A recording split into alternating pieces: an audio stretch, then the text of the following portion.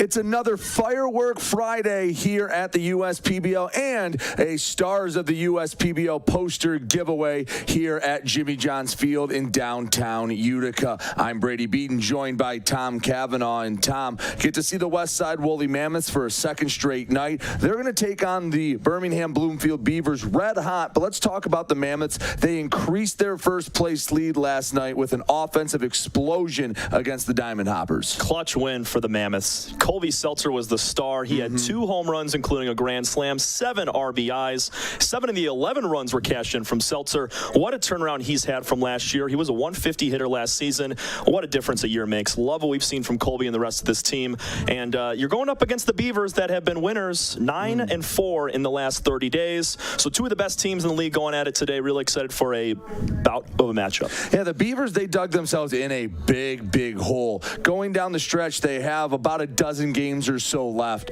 Probably going to have another 9-4 stretch in the home stretch if they want to even have a shot at getting into not the quarterfinal game, because not only would they have to pass the Diamond Hoppers, who they're 2.5 games back of in third place, they'd have to also pass the Utica Unicorns. They're going to have to play not perfect baseball, but pretty darn close to it in the home stretch. They're on the right track right now. I mean, continuing to stay hot. They're one of the best offenses. We'll get to the hit leaders. 2 of the Beavers are at the top of that hit list so far this season, but it's going to take another long stretch of wins with just a few losses to be able to sneak up on either the Hoppers or the Unicorns. It's tough to do, but these Beavers playing the type of baseball that they have been the last couple of weeks, doesn't matter if they're the 2, 3, or the 4, they're going to give any team a good fight. Well, Tom, let's not bury the lead any further. A new arm for the Westside Woolly Mammoths. Maybe the most interesting arm that's come in, maybe one of the most curious guys that have come in and getting the start tonight for Taylor Jelenkowski's squad. Matt Swilly, the 33-year-old out of San Marcos, California. He was drafted in 2009 by the Tampa Bay Rays in the 21st round.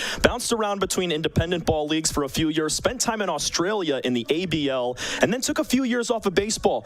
He was coaching a high school team, and then he was signed by the Lake Elsinore Storm, which is a affiliate for the San Diego Padres, and he's bounced around everywhere. Getting his first taste of USPBL baseball today, but talking to coaching, my goodness, this guy's going to throw heat. We're looking at 97 to 99 starting. When he comes in relief, he could touch 100 miles an hour.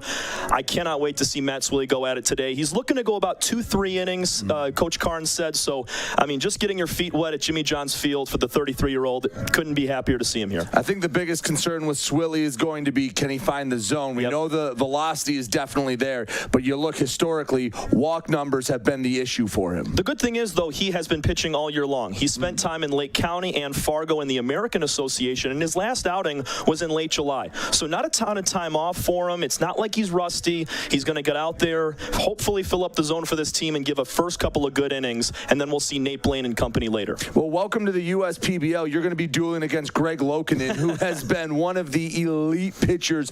He's been the one constant for the Birmingham Bloomfield Beavers. They've had a lot of turnover, especially in the pitching staff, but Loukinen, he has been steady Eddie and the go-to arm for John Diesel Dombrowski. If you want a solid start and a really good chance to win a ball game against a great team, Greg Loukinen's your guy to go to. 71 strikeouts in 65 innings, just eclipsed a 3.0 ERA, and the league's just hitting a little bit better against him lately. They're starting to figure him out. We talked about Pierce Banks a little bit just because of how many innings he's thrown against a lot of the same hitters. They're starting to time him up a little bit, but Greg's got sweet stuff. His fastball's got a lot of run, and we've seen him at his best. 4 complete games on the year for Greg Loukinen.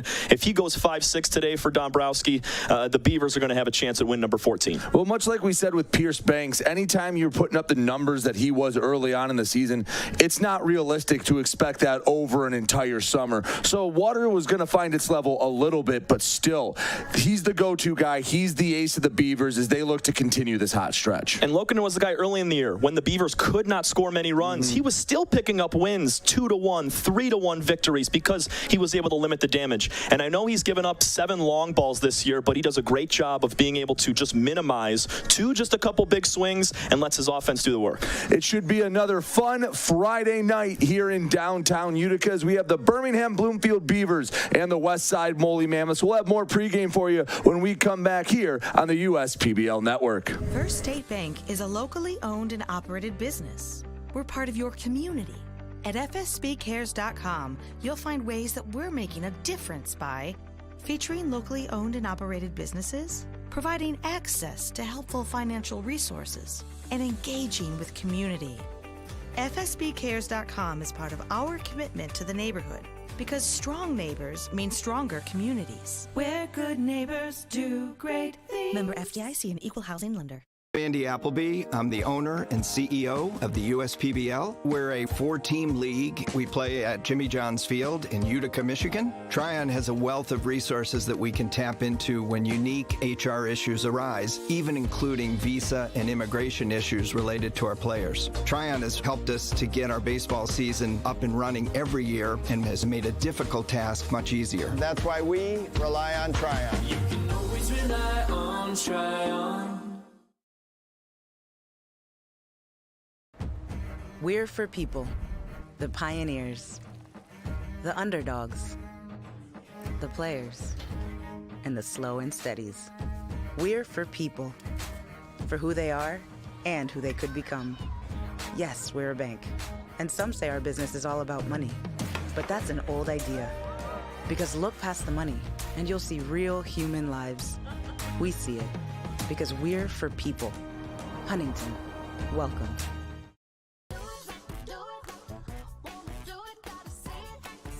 The perfect match. It's what so many of us are looking for. When it comes to getting a mortgage, how can you find the one that's perfect for you? Start at mortgagematchup.com. Because the only way to get a mortgage that's easier and more affordable is to find a local home loan expert first. Go to mortgagematchup.com today. Everyone has something that motivates them to do better. And for me, that's my daughter, Shelby. I named Shelby Construction Services after her as a reminder to always run the company in a way that would make her proud. Our goal isn't just to get the job done, but to get it done right. And that means making sure every customer has a 5-star experience. I think how a company treats you is just as important as the finished product. My daughter wouldn't have it any other way.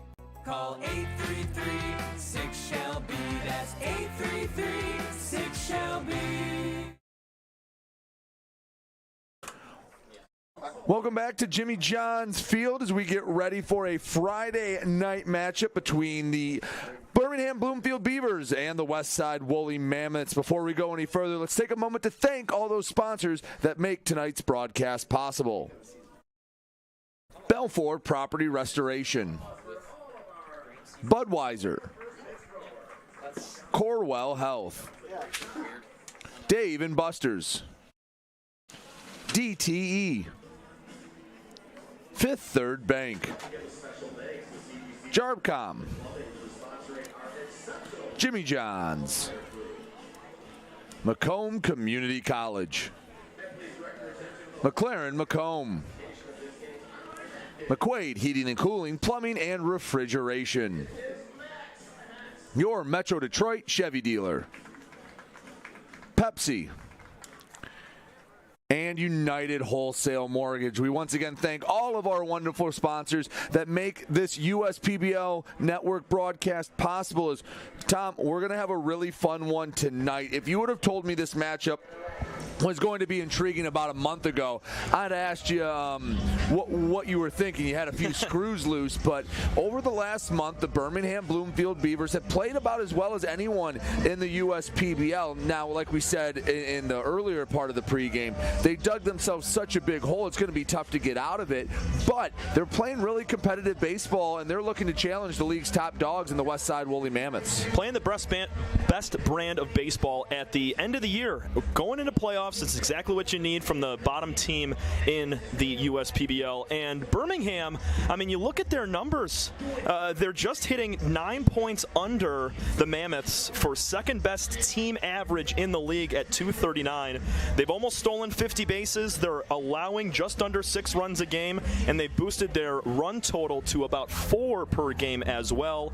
So Birmingham, I mean, they're crushing the ball all over the park. Chase Rodriguez, Ben Wilcoxon, Matt Piotrowski, Ray Hilbert, Philbrick, Blake Bean, all different guys that have come in, either started the year with the squad or came in after that senior showcase. And you talked about it a minute ago. They're going to have to go on some crazy run to try to catch up with the Eastside Diamond Hoppers or the Unicorns. But we talked about it pregame. I'd hate to play the Birmingham Bloomfield Beavers, even if they are that 4 seed taking on the 3 seed at the end of the year. And I think in a weird roundabout way, when all these new guys came in, the record was almost a bit of a blessing. You didn't have to worry about the standings. You're not watching what other teams are doing. I think the Beavers really just started to worry about themselves and started worrying about what they do. Hey, you can't win 7 games in a night. You can only play the game in front of you.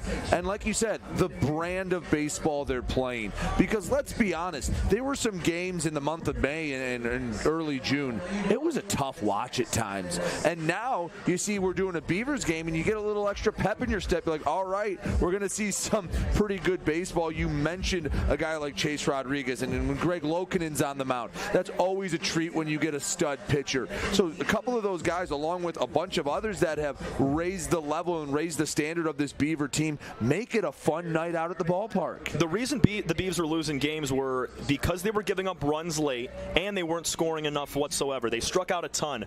They completely eliminated both of those issues, minimizing their team ERA to about a 6 when it was up near 9 about a month and a half ago. So you get some new arms in the bullpen to kind of help out Greg Loukinen after he gives you 4 or 5 strong innings. And then the bats. I mean, cannot talk about the hitters in this lineup because you look up and down 1 through 9, obviously completely different from the beginning of the year, but it's a dangerous lineup just like Westside.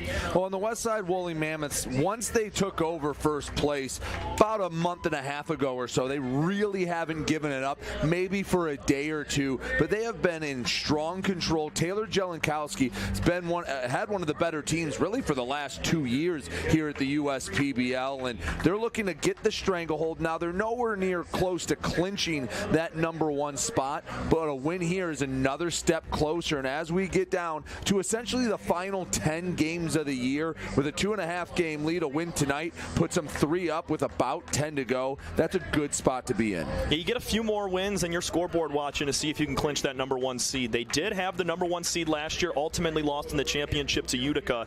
But I like where these Mammoths are at right now. They play consistent baseball. In their last 10 coming in yesterday, they were 5-5. They get a huge win over the #2 team, Eastside, who now drops back to 3rd place in the standings. And the Mammoths have just held their own since the beginning of the year. You're right, they jumped out to a 1.5 game, 2-game lead and really just have not lost it since. And the scary part is they have some reinforcements coming. Dre William Nelson's been out, hasn't been on IR, but has missed some time due to an injury. Francis Florentino hasn't been able to catch a break the last 6 weeks or so. He's been on the IR for a while. If those guys come back, it's a good problem to have for Taylor Jelenkowski. He's going to have to make room for some of them because those are pretty talented players that aren't contributing right now. Yeah, when you're crafting a lineup when it comes playoff time, it's going to be a tough decision to make because you bring in a guy like Zach Weaver who hit a ball 105 miles per hour out of here in left field.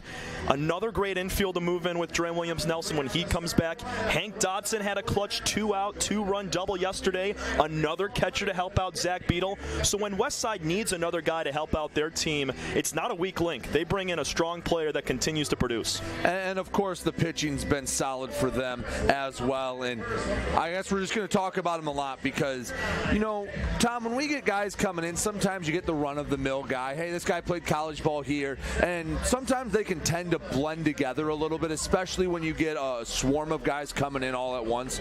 Not Matt Swilly. Nope. Not at all. Again, you mentioned he's played in 2 different organizations. He's played with the Tampa Bay Rays organization a long time ago, back in the early 2010s. He's played with the Padres organization. He's played in Australia. This is maybe the most well-traveled man, the most interesting man in the USPBL, and we're going to get to see him right out the gate for the Mammoths. That's not an understatement that he's the most interesting man in this league currently. He started his professional career in 2009 with the rookie ball Tampa Bay Rays, and then after that, in 2015, he joined the Adelaide squad over in Australia, the Adelaide Bite. And then after that, he took a 5-year, 6-year break. From 2016 to 2022, which is 7 years, great math for me, he gets signed by the Lake Elsinore Storm, which is low A for the San Diego Padres. Which is wild, by the way. Right. To I mean, he was coaching high school ball right after he finished in generation Australia. off, essentially. Yeah. So he basically did. I mean, you take off 6-7 years and you get an opportunity with a pro team. That's a huge feather in the cap for a guy like Matt Swilly. And then after that, he's played the last 3 years in pretty much independent baseball. The Pioneer League, Frontier League, and earlier this season he was in the American. Swilly's going to be filling up the zone hopefully today, throwing about 97 and 98 miles an hour. We're going to see Swilly and the Westside Woolly Mammoths take on the Birmingham Bloomfield Beavers. We'll step aside. Come back with starting lineups and first pitch right here on the US PBL Network. Lord be with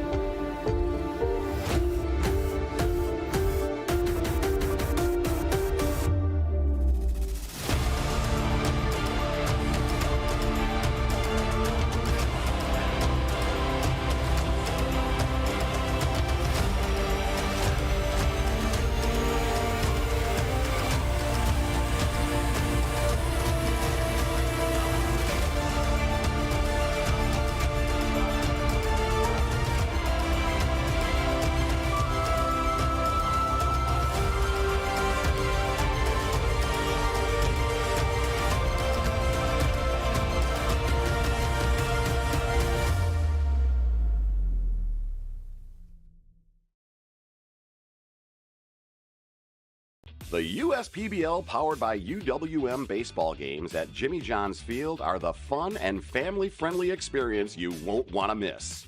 Entertainment every week, including Thirsty Thursdays, fireworks every Friday, live music Saturdays, and Sunday fun days for the kids. Kids run the bases after every game, and parking is always free. Come see the stars of the future at Jimmy John's Field. Get your tickets today at USPBL.com.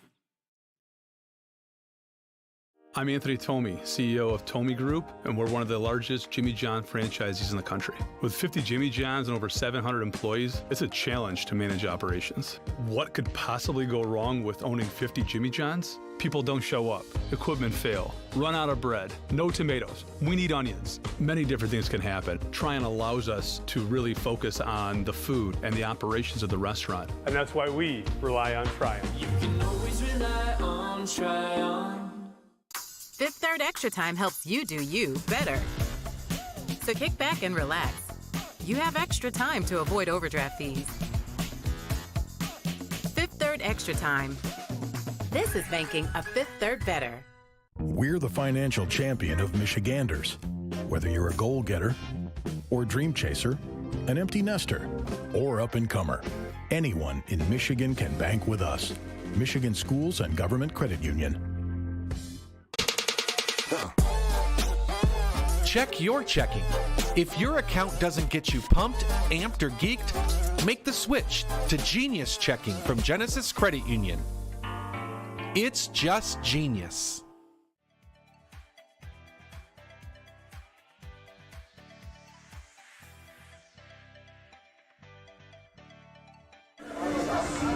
Back here at Jimmy John's Field in downtown Utica, getting ready for the Birmingham Bloomfield Beavers and the Westside Woolly Mammoths. The Beavers, the road team in tonight's contest, will meet their starting 9. Leading off at shortstop, Ben Wilcoxon. Batting second in center field, the red-hot Chase Rodriguez. Matt Piotrowski at second base, he's in the 3-hole. Joe Burke, the cleanup hitter, over at first. Ray Hilbrick in right field, he bats 5th. Blake Bean, the designated hitter, batting 6th. Ranko Stevanovic, the catcher, he bats 7th. Vasily Kolotis, he's at third base batting 8th. And Pablo Ruiz, the left fielder, bats 9th. Tom, you take a look at this lineup. Who's a guy you're going to keep your eye on? It's the center fielder fielder batting second.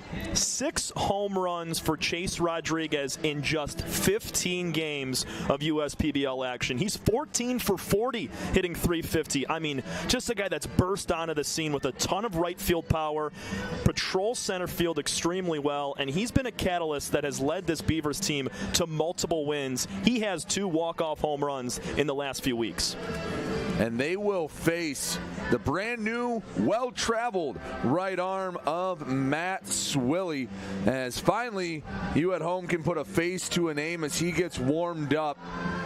Again, played just about everywhere you can, making his USPBL debut, adding this league to his long list of stops along the way.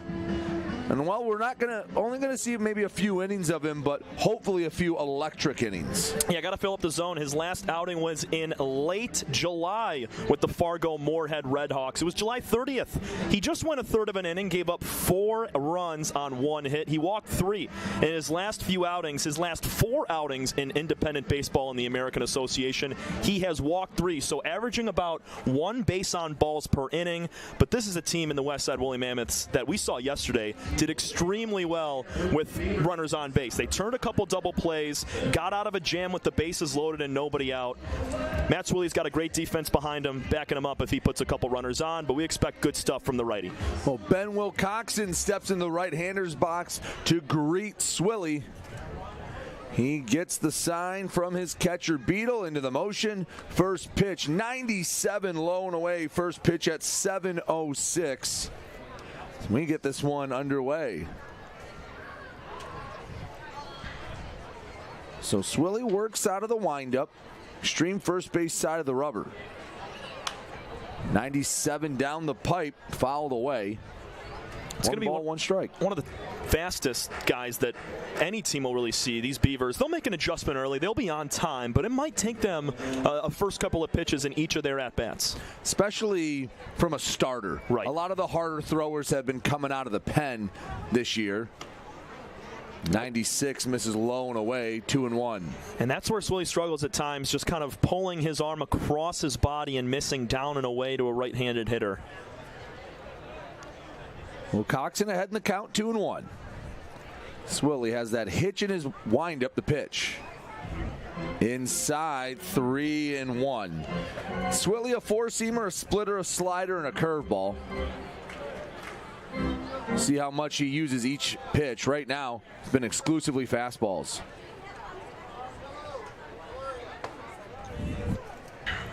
Catches the black on the inner part of the plate. Count runs full to Wilcoxon. Matt, a little bit of a unconventional wind up as he starts just a little bit behind the rubber and works all of his momentum back towards the plate. He's almost on a downhill plane. Now he's barely touching the mound as he works back. The 3-2. Check swing, foul ball. 96 at the top of the zone. Wilcoxon was able to, foul it off even if he didn't want to swing at it. That's why Ben doesn't strike out very often. Most batters would freeze and take that pitch high and in, thinking it was going to be a walk. Wilcoxon gets a piece to stay alive. 7th pitch of the at-bat on the way. Missed a hair up, not by much. And Wilcoxon leads it off to start the game here on a Friday. Did not miss by much up at the top of the zone. Swilly, with his first 2 pitches down and away, worked back against Wilcoxon. He's going to face his first lefty here, and no easy task in Chase Rodriguez. Let's see if he goes with something other than the fastball. That was 7 pitches, 7 heaters.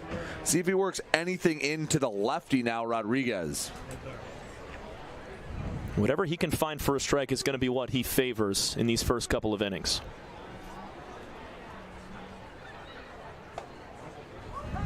It's the pitch over.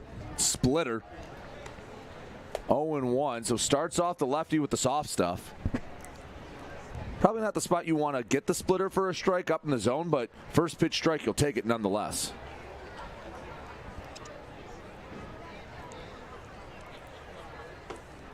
Check swing. They're going to appeal. Oh, saying he didn't go around. And I think Rodriguez caught a break there. Definitely. He was fooled on that pitch from Matt. Couple double plays turned yesterday from Westside. It was Walker and Seltzer up the middle, just like it is today. Runner on first, nobody out. 1-1 count to Rodriguez. Splitter catches the outer part of the plate for strike 2. Throw down to first, and Wilcoxon's back in, but barely. Good to see Zach Beadle back healthy behind the dish. Keeping everybody on their toes. That was a snap throw down to first. Almost caught him napping. That's heads up. Almost do the splits there to get on the base. 1-2. Strike 3 called, went right back to the same spot, and the splitter sets down Rodriguez. One away as Matt Piotrowski comes to the plate. Welcome to the USPBL, Matt Swilly. Beautiful pitch on the outside to Freeze, one of the best hitters in the league right now. You think he just has a collection of baseballs from all the strikeouts he has in all the different leagues he's been in? He has to. A different story for each one. Piotrowski to the plate. He's hitting well over 300. He has been dynamic out of the 3 spot. Check swing did not go. He's the lead for batting champion as well. 35 hits on the season for Matt Piotrowski. I think you'd have to throw him in the conversation of player of the year candidate. Oh, yeah. Colby Seltzer's going to have something to say about that, though, after his day yesterday. Colby Seltzer, Noah Marcoux. I mean, heck, I know Chase Rodriguez is new, but, I mean, of his 14 hits, 6 have been home runs. And we're going to get a pitch clock violation on Swilly. He does work rather, methodical, I think is the best way to word it. When you think about it, when he was drafted in 2009. So he spent over a decade of baseball not having to think about the pitch clock. Off to second, Wilcoxon. Beadle can't have it on the exchange. Easy stolen base for Wilcoxon. Runner in scoring position and a 3-0 count to Piotrowski. Just couldn't get it clean out of the glove. It was a arm side throw that Beadle would have had, but on a transfer just slipped right out of the hand. Might have had him. Yeah. Wilcoxon does not get caught very often, but if that's a good throw, it's a bang-bang play. That wasn't a bad pitch from Swilly either. Just missed by a hair. 3-0 gets over at 94. 3-1. I don't mind Matt going back to that breaking ball off the plate or maybe inside here to Piotrowski. He set it in for a strike a few times against Rodriguez last at-bat. 3-1. That one lifted, playable. Fleming using those long legs, tracks it down in foul territory. Wilcoxon offered at third for just a moment. He stays put, 2 away. Heads up play from Drew to snap around quickly and take a look down at Wilcoxon at second. And that was the pitch. Breaking ball outer half, right on the corner, and Piotrowski just lifts it up for a pop-up. And we've seen Drew Fleming's arm out in right field. It was very wise of Wilcoxon to stay on second. No chance you're taking a base on Drew over there at first. Brings up Joe Burke. And a nice rebound for Swilly. After walking Wilcoxon, he was down 3-0 to Piotrowski, but 2 away. And 1 pitch away from a quiet first inning.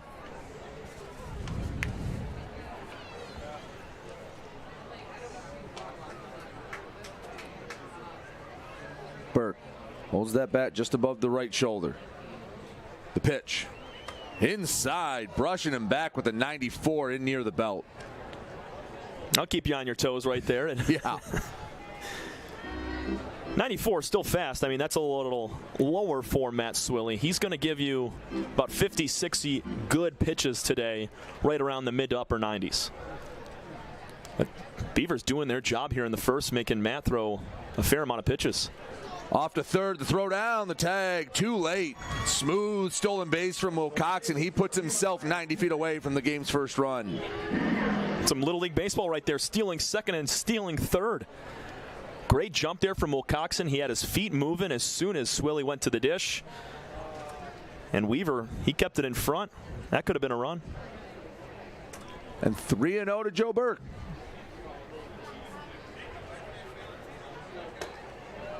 '95 gets it over, 3-1.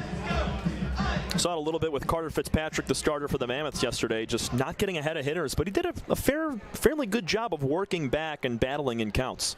And we just saw it with Swilly there to Piotrowski. He's got to do it again here. 3-1. Fouled straight back. Went 95 again, up near the letters. Come back with the fastball. That splitter looked pretty good to the lefty Rodriguez. Try to get that on 3-2. Yeah, throw that. I like the splitter on the outside half, just like he did to Piotrowski for a foul out. Also, wind blowing out to right field heavy right now. It's been swirling around all day after we jinxed it yesterday. Yeah, it was blown in from left during BP. 3-2 non-competitive fastball down low. Second walk of the inning for Swilly. Puts runners on the corners for Ray Hilbrick. No harm done there. You'd rather walk Joe Burke than allow an RBI base hit there on 3-2, but it doesn't get any easier. Ray Hilbrick, second in the league, 33 hits this season. He was a batting champion a year ago in this same league, and he's got an opportunity here to give his team an early 1-0 lead. Well, not really in the race for batting title. 292 is not an average to sneeze at. Swilly delivers. First pitch, over for a strike. There's that splitter to the lefty. It's going to be tough to beat out Piotrowski with what he's done so far this season. I also think Matt leads the league in multi-home run games. He's got 2 or 3 of them. Gets them in bunches. Hilbrick. Deep to right field, but he was just out in front of it. Puts it off an umbrella, 0-2. That's a splitter down the pipe. Way out in front of that ball. Ray waits a tenth of a second later, and that ball's in the gap. You get a third straight off speed, or do you come with the fastball here, 0-2? I mean, I like 0-2 fastball. Get him to try to chase. The 0-2. Fastball high and away. Could have been a setup pitch. That one not near the zone. Ever since those first 2 balls that Swilly threw, it's been a lot of misses with the fastball up in the zone. Some have been drastic misses. Some have been borderline. Runners on the corners. Beavers trying to strike in the top of the first. The 1-2. Swing and a miss. 95. Got it by Hilbrick. A couple of walks, but nothing more for the Beavers. We head to the bottom of inning number 1. You're watching the USPBL Network.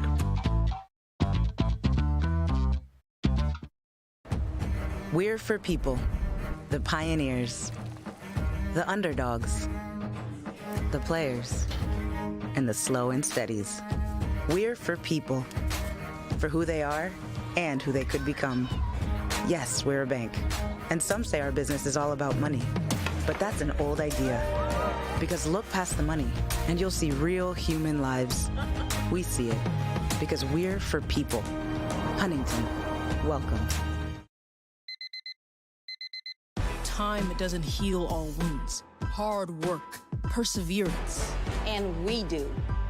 We're fighting cancer with proton therapy. And music therapy. We're turning back the clock on Parkinson's and outsmarting blood clots in seconds. Instead of days. Because this is her time. His time, your time. And it's time to show we can. Corewell Health.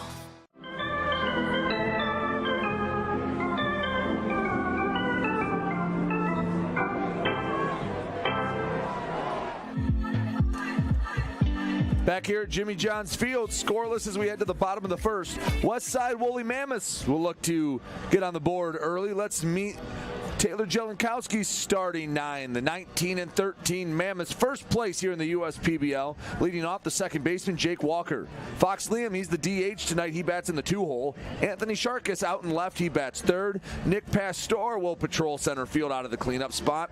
Zach Weaver, the big man, over at third base. And Drew Fleming, the bigger man, over at first base. Those are the 5-6 hitters for you. Colby Seltzer, red hot. He's at shortstop, batting 7th. Zach Beadle behind the dish, bats 8th, and Jose Cedeno out and right rounds out the Mammoth lineup. Tom, it's kind of dealer's choice here, but who's a guy you're expecting a big night from? We already talked about Colby Seltzer, 7 RBIs yesterday, a pair of home runs. But Anthony Sharkis, he is due for a big day. Coming off the injured reserve a few weeks ago, he's had some playing time out in left field, just a few at-bats. But I like Anthony in that 3 spot today to have a big day, get a couple of knocks, and drive in some runs. Maybe not early, but look for Jose Cedeno. He's been up and down all year. Maybe once Loukinen comes out and he gets a righty to hit off against. I like what Cedeno's shown in pocket so far this year. Yeah, he had a home run last week. Mm-hmm. Jake Walker into the box. First pitch from Loukinen misses, ball 1. Then you see Walker, a newer member of the Mammoths. The limited action. Pitch misses away, 2-0.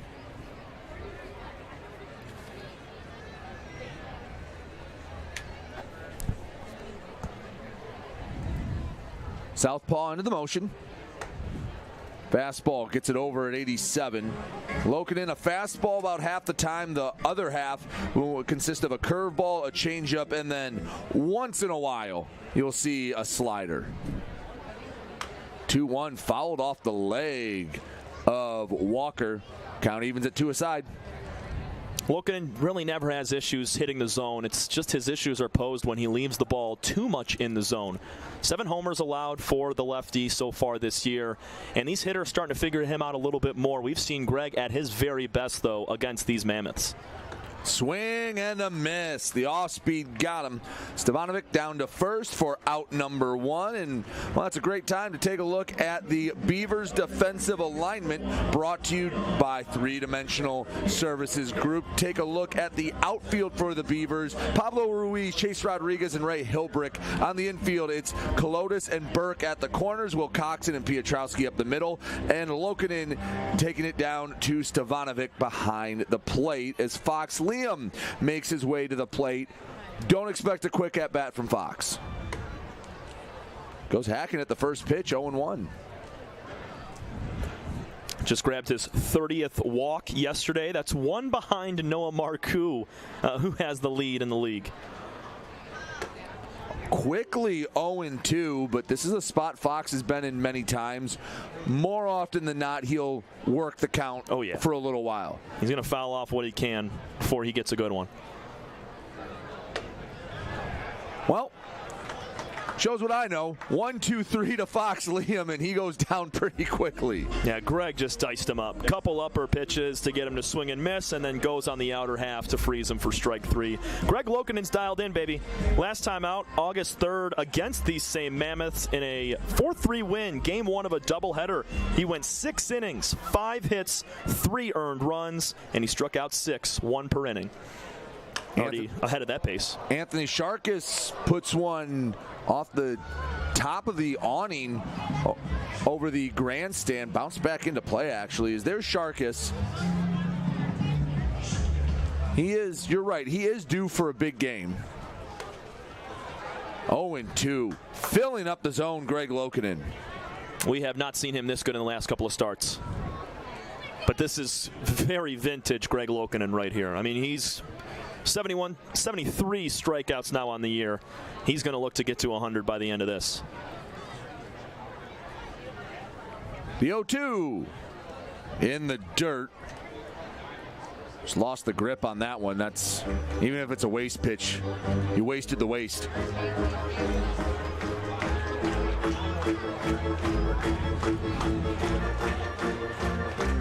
Sharkis just trying to put a ball in play. It's been a forwards K and a backwards K so far for the Mammoths. The 1-2. High and away with the fastball. Sharkis works the count even.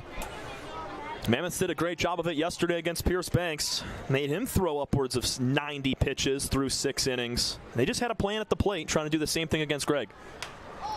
Softly lifted foul territory. Burke ranges towards the Beaver dugout, off the glove as he nearly flips into the Beaver dugout. I don't blame him for missing that when you know that fence is coming. He took his eyes off it for just a moment to check where he was, and that's what the difference was between catching it and not.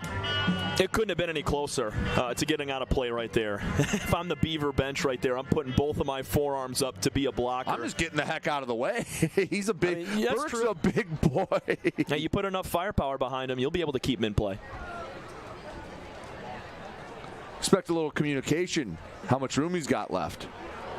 Oh, splintered bat, foul ball, and it's going to be a long walk to get a new piece of lumber.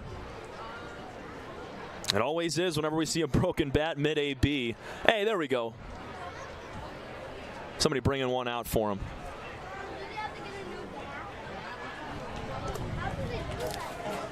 Big shout out to Jacob Meyer coming all the way from the dugout. We saw him yesterday in just less than an inning. Presumably so he'd be ready for today if needed. Yeah, it's not going to be the longest start in the world for Matt Swilly. He's already at 26 pitches, and he's looking to go about 50, 60 max. Didn't give up a hit in the top half of the inning. Neither has Loukinen, although he hasn't given up a base runner. Strike 3 called. Strikes out the side in order. Sharkus maybe voicing his displeasure very calmly, but that's 3 punch-outs for Loukinen. We head to the second inning. Still scoreless here on the USPBL Network.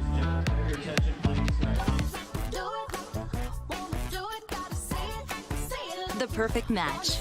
It's what so many of us are looking for. When it comes to getting a mortgage, how can you find the one that's perfect for you? Start at mortgagematchup.com. Because the only way to get a mortgage that's easier and more affordable is to find a local home loan expert first. Go to mortgagematchup.com today. With a transforming world, we can see how drastically the world is heading towards automation. And so, we need 24/7 surveillance and security systems for our homes and businesses to avoid any theft or breach of privacy. JARBCOM brings the installation of security cameras to the tip of your fingers with our state-of-the-art mobile app. JARBCOM also provides surveillance monitoring of your entire property with flexible options that offer a dependable solution to be scaled to fit any domestic or commercial need. Contact JARBCOM today for a free estimate at 800-369-0374 or look us up on the web at jarbcom.com.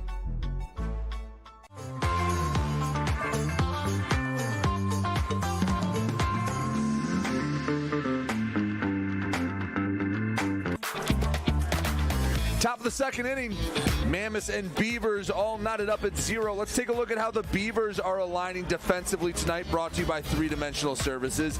The outfield for the, the Westside Woolly Mammoths is Anthony Sharkus, Nick Pastor, and Jose Cedeno. It's Weaver, Seltzer, Walker, and Fleming on the infield. Zach Beadle behind the dish for the Westside. First place, Westside Woolly Mammoths.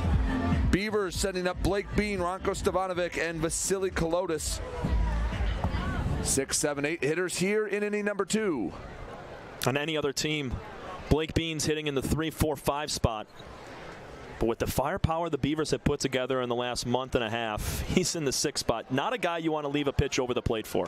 First pitch fouled straight back, and if you go back 2 months, and you tell us that, all right, the Beavers are going to have a 275 hitter hitting in the 6th spot, and you're talking about all the firepower the Beavers had, you're kind of looking at you sideways because, again, the turnaround this Beavers team has had is nothing short of incredible, and a lot of credit to Diesel Dombrowski, their skipper, for being able to bring in the right guys and completely flip the script on the season. Again, I know the record still isn't very pretty, but if you've been following this whole season, you know this is a completely different Beaver club. Not even close. Completely different. And it's on the players as well that were here at the beginning of the year to kind of stay the course. Mm-hmm. Nobody got too down on themselves. The Hilbricks of the world, the Piotrowski, Wilcoxon, all those guys a part of this team. Ranko Stefanovic as well. He's been catching nearly every game for this team early in the season when they were losing a bunch. So those guys just staying consistent and believing that they can win ball games. I mean, that's a huge, huge piece as well. 1-2 to Bean. That one hit towards the heavens. Beadle rips off the mask underneath of it, and it's out number 1 as Bean pops up in foul ground. Control issues a little bit from Swilly with those 2 walks in the first, but not here in this inning. I mean, it's been all week contact. A couple of foul pop-outs coupled with 2 strikeouts as well. Nobody's really hit anything on the nose so far, and we have the bottom third of the lineup coming through for Birmingham. He really loves that splitter to the left. Yeah. Talked to him pregame. He said he's got a slider and a sweeper, so a little bit of a tighter slider, and then his sweeper's going to go across the plate east to west. And it moves about 17 inches, same distance as the plate. Here's Stevanovic hitting just over 200. But again, he's been a stalwart behind the plate. There's one of the first breaking balls we've seen to a right-handed batter. He's been mostly fastballs. I think that one caught our home plate umpire. Yeah, not by much. Beetle, I got to get in front of that one. There's always a relationship. Both catchers were making sure he was all right. It's a competition to see who can give a little more sympathy. Then you get the next call in the half inning. 1-1. Wave and a miss. Chased a fastball away. That ball whizzed down on the lower outside corner, and Swilly's right over the top with it. So you don't really pick it up until his arm is at the very peak, and then it's coming on you. Went to that same spot. Stevanovic wisely lets it go by. 2-2. Broncos offense has really picked up in the last month or so. His defense has been stellar all year long, but some big swings over the course of the last few weeks. 2-2 and 96 gets it by Stevanovic. That's the third strikeout for Swilly, the sixth we've already seen in this game, as there's quickly 2 away in the road half of the second. If Swilly can stick with that same pitch in that spot for the rest of the day against right-handed hitters, he is going to have some success. I mean, that was painted on the outside corner. Nothing to do with that pitch if you're Stevanovic. Vasily Kolotis, very limited action. He's 4 for 8. 6 RBIs, though, in his early time. He's been clutch as that fastball nearly caught the foot. 4 of those 6 coming on one swing in a non-pub. It was against these same Mammoths. Kolotis hit a walk-off grand slam.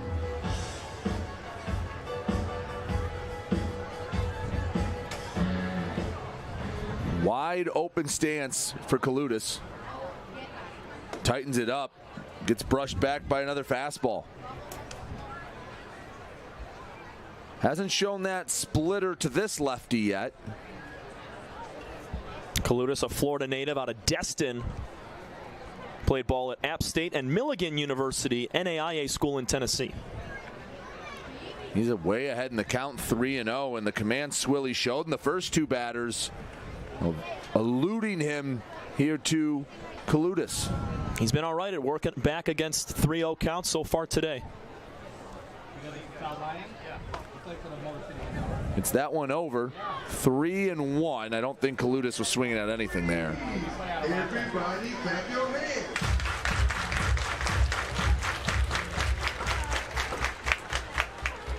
Into the motion, the 3-1. Softly hit, charging in. Seltzer gloves it over to first. Got him!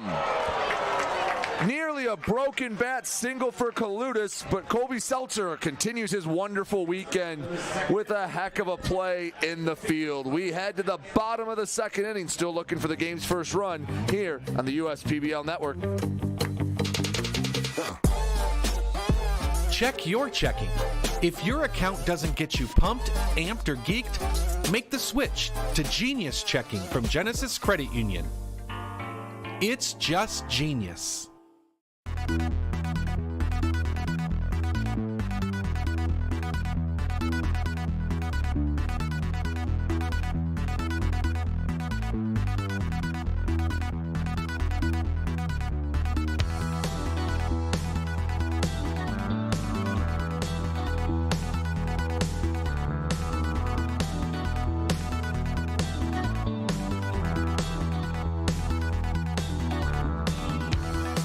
We're the financial champion of Michiganders.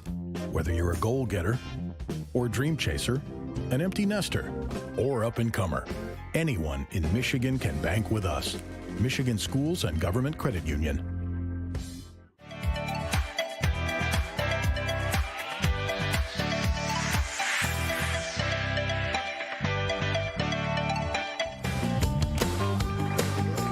When it's time for baseball, it's time for beer. Two Hearted Ale has been named the #1 beer in America for the past 4 years by members of the American Homebrewers Association. Play ball with the best. Two Hearted Ale, the iconic American IPA from Bell's Brewery, Comstock, Michigan. Please drink responsibly. Still scoreless as we enter the bottom half of inning number 2. It'll be Pastor, Weaver, Fleming just looking to put a ball in play here against Greg Loukinen. He was locked in in from Jump Street. Struck out the side in order, including 2 looking. It doesn't get any better than that right there. I mean, getting both Liam and Sharkus to look at strike 3, that's a tall task, and Greg Loukinen in mid-season form. I mean, he's looked this good all year long. First pitch misses away, ball 1. And one thing Greg does a really nice job of is if he has a rough inning anywhere in his start, odds are the next 2 or 3 frames are going to be dialed in. He limits the damage exceptionally well. Him and Banks, both 2 of the top pitchers in the league. When they give up a big frame, they're going to sit down a consecutive 4, 5, 6 batters. 1 and 2. That one just on the edge with the off speed. Stevanovic held it in there and got the call. Pastor yesterday, 2 hit by pitches. He now leads the league with 11. Wave, and was that a foul tip? I believe it was. Home plate umpire was checking on Ronco. Didn't signal, so it was hard to see, but at least Pastor's selling that it was a foul ball. Let's get another look at it. Yeah, Ooh, that went straight down. Right on the inner left thigh to Ronco. I mean, one of the toughest guys. He looks completely unfazed with that one.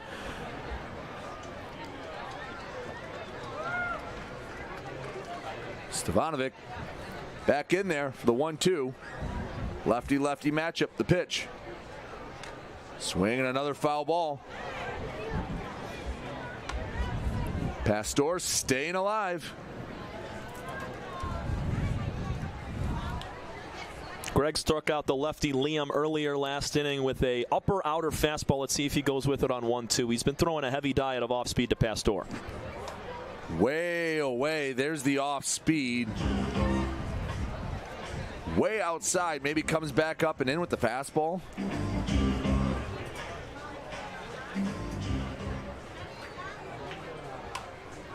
Came with the fastball, but more over the middle of the plate, and Pastor is able to spoil it, keep the count at 2-2. Pastor 4 for 10 with 3 walks and 3 strikeouts so far this season against Loukinen. It's a matchup that's been had a lot. 2-2. Swing left side past the sliding glove of Wilcoxon, and it's a leadoff single for Nick Pastor. Short opposite field swing with 2 strikes. That's all you have to do. And with Pastor fading that baseball, left-handed hitter to the opposite side, it's going to run away from the shortstop Wilcoxon. Really tough play in the hole, and it just bounced underneath his glove. Even if Wilcoxon gloves that, I don't know how good of a chance he has to retire Pastor at first. If only he pops up on that back leg and throws a bullet over to first. Maybe you have a chance, but Nick also has stolen 12 bases this year. It's tough to get him. Brings up Zach Weaver. He showed off what he could do a night ago. Oh, yeah. 105-mile-an-hour rip off the bat to left field.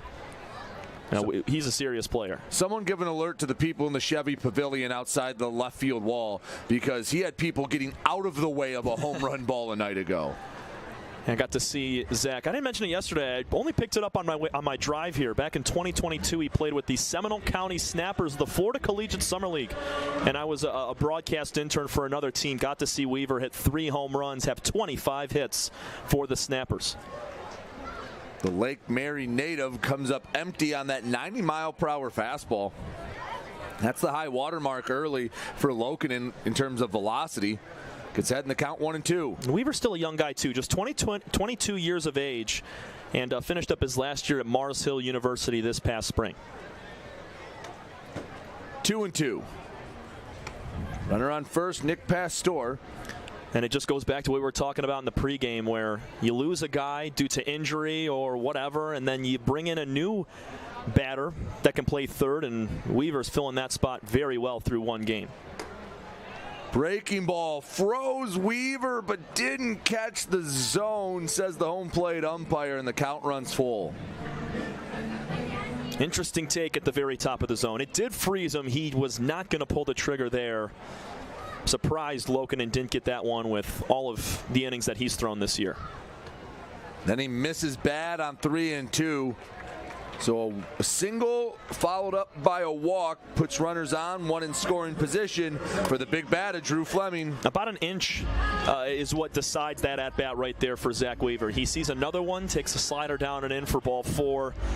But a great take on 2-2. He finds his way on board one more time.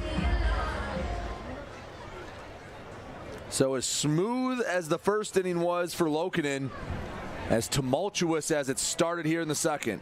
Oh, Drew Fleming swinging out of his shoes. My goodness.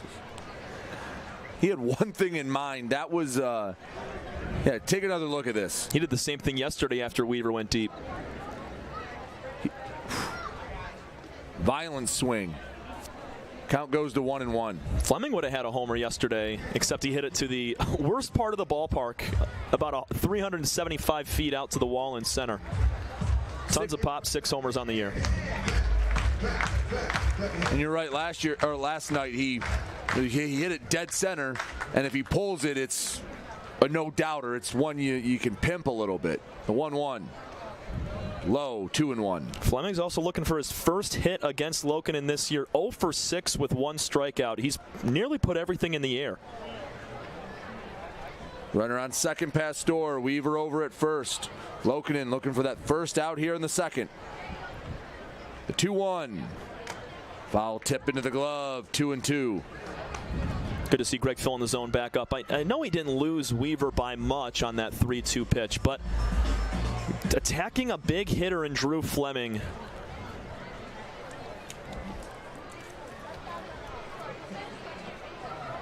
Two. Swing and a miss. Retires the dangerous Fleming with an inside fastball. One away as Colby Seltzer comes to the plate. Nasty pitch ties up the tall righty.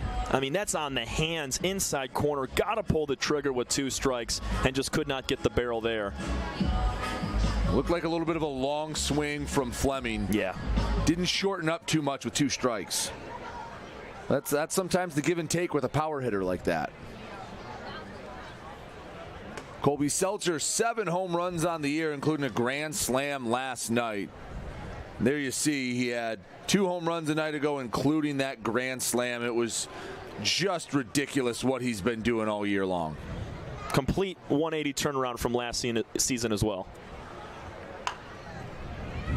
Turns over that one foul. 1 ball, 1 strike. For longtime fans of the USPBL, it's very reminiscent of what Chris Davis did from 22 to the 23 season. Struggled in 22 and came back and was a Player of the Year candidate a year ago. He was a big part of this Beaver lineup. He was the guy that they penciled in center field. Now Seltzer having that kind of turnaround.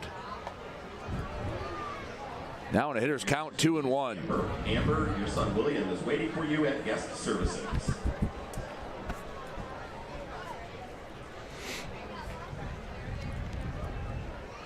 Loukinen would love a ground ball. Get a 2-for, get him out of the inning. Have to settle for a called strike, too, on a breaking ball that just nipped the outside corner. Beautiful backdoor pitch there from Loukinen. He is hitting on all 4 corners of the plate right now, and he's not missing over the middle, especially to a guy in Colby Seltzer who took Banks deep yesterday. Swing and a miss. Make it 5 punch outs for Loukinen. And quickly 2 away, and Pastor and Weaver have been parked on first and second respectively for a little longer than they would have liked. Very impressive stuff from Greg right now, but it's nothing new. He's done this several times. 2 weeks ago, he had 11 strikeouts in 6 innings. He's on pace for that right now with 5.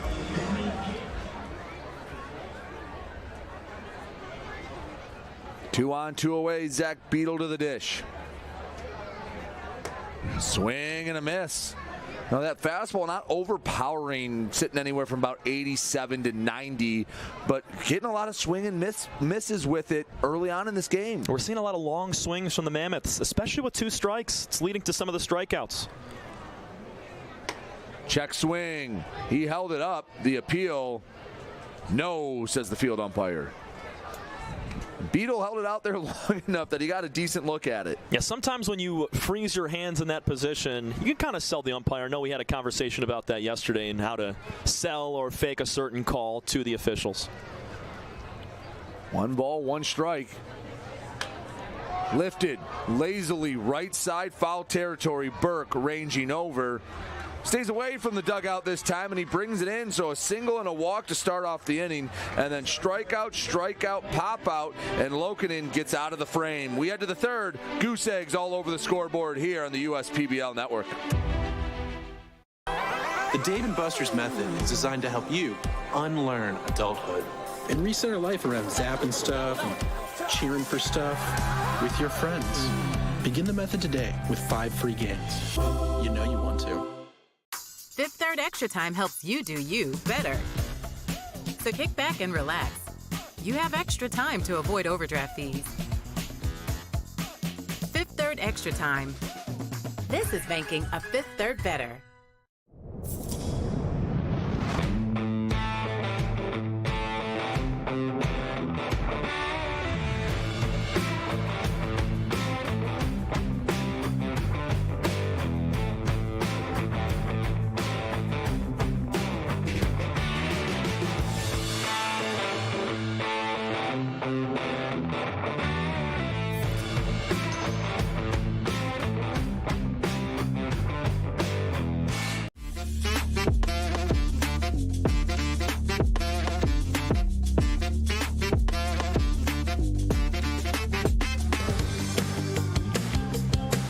Sun's starting to peek out here at Jimmy John's Field. Beautiful 74 degrees, a little humid and a little bit of wind, as you mentioned earlier, Ben, swirling. But the thing you love to see, no chance of rain. Gotta love it. That big zero, that huge goose egg is going to keep us dry this afternoon. And, I mean, what a night for baseball. 74 degrees. I think that's perfect weather. And a little bit of breeze helps out for that humidity. And Matt Swilly picked a nice day to make his debut. He'll face Ruiz, Wilcoxon, and Rodriguez here in the third, the 9-1-2. Hasn't allowed a hit, a couple of walks in that first inning. Otherwise, doing a nice job avoiding barrels. He's broken a few bats already. Again, command was the question coming in, and battled with it in the first. Last inning was a lot better. Settled in the second, pounding the zone, did not throw many balls, just 4 of them between the 3 batters that he retired.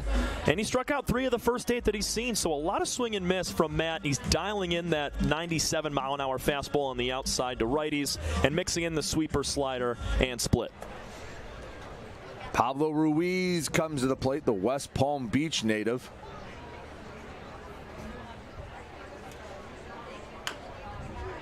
Turns over the first pitch he sees foul. That sweeper was breaking away from Ruiz, and I think he was hitting fastball. Oh, yeah. Way around on that pitch that was outside. It's never good when you hook around a ball on the outside part of the plate to the left side. Tattoos the ball into left field. That one off the top of the wall. Ruiz around first. He will cruise into second. He smoked that double. Nearly had the home run going, as you'll see again, by a matter of inches. It hit the yellow topper. I mean, 2 feet away from having yet another home run for Pablo Ruiz. It would have been his 4th, and a great way for the Beavs to start. Their extra base power has just skyrocketed over the last 4 weeks. That first sweeper was put in a really nice spot. The second one, right down the middle. Yep. Ruiz not going to miss that. How about that for your 9-hitter? Wilcoxon walks, stole 2 bags. Amber, your son Liam is at guest services. Liam is at guest services looking for Amber.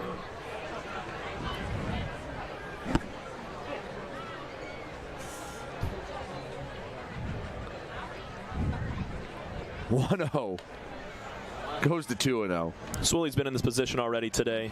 Walked Wilcoxon to start the game. Had him on second base, nobody out, and followed up with a pair of outs.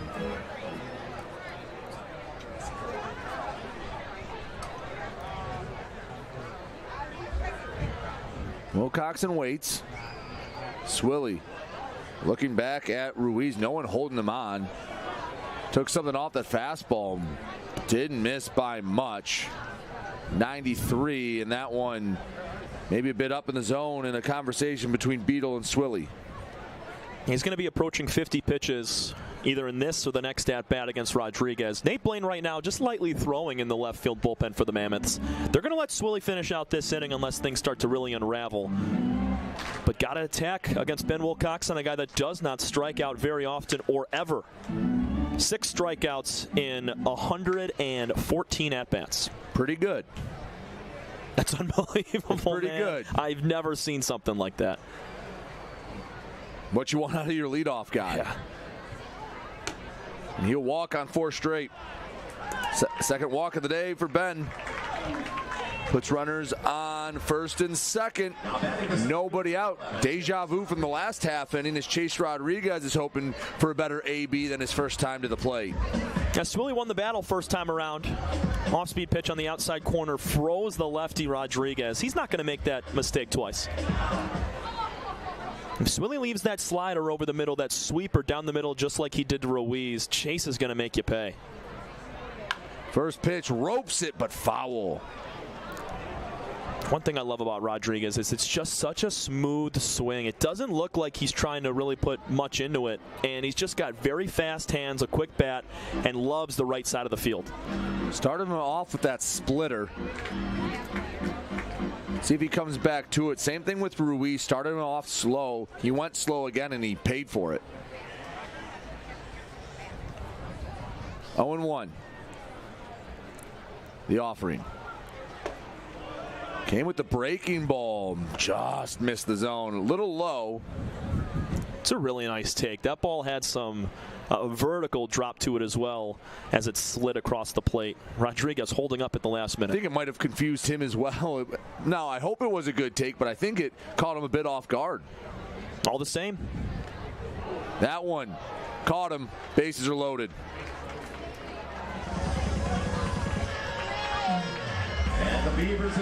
He's been missing in that spot all day, dating back to the first where he pulled 2 across into that left-handed batter's box. And this time with a lefty standing there, it's going to catch him. Makes it even tougher here for Swilly to work out of this jam as assistant coach Justin Karn's going to hop out onto the mound. Yeah, going to take his time coming out.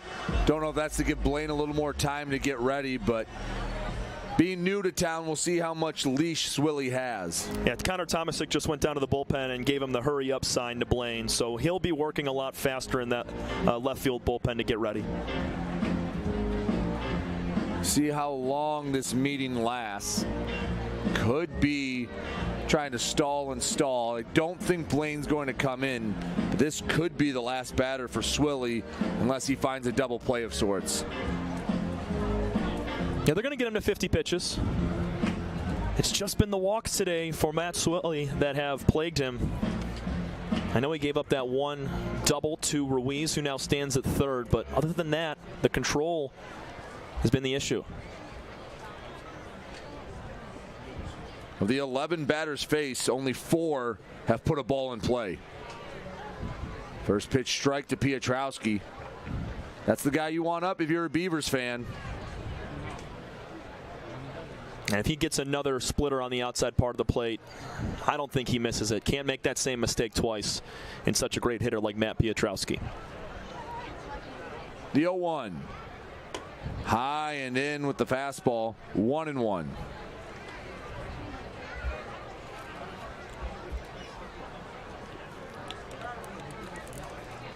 Bases loaded. Nobody down here in the top of the third. The 1-1. Goes to 2-1. Can't defend the walk. Ruiz doubled to lead off the inning. Wilcoxon walked and Rodriguez got hit by the pitch. Piotrowski, advantageous count, 2-1. The offering. Fouled away, 2-2. That one going all the way onto Auburn Road. And that pitch at 95 right down Main Street. Swilly at this point with the bases loaded, nobody gone.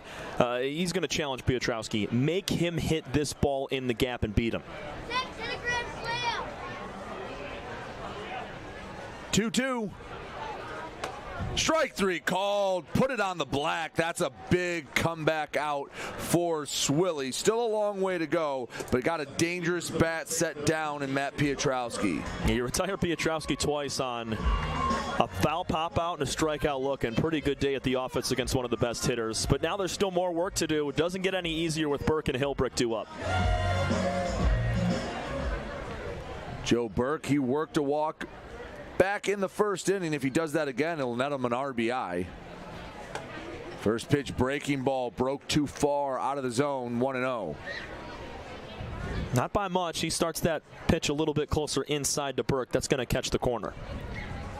Ruiz on third, Wilcoxon on second, Rodriguez on first. Joe Burke looking to plate the first runs. He's ahead in the count, 2-0.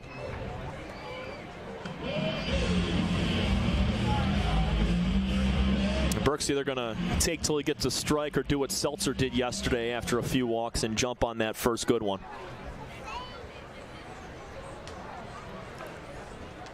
Swilly in the motion. Called strike one, just nibbled on the edge. And that's a 3-0 to 2-1. That's a big, big difference.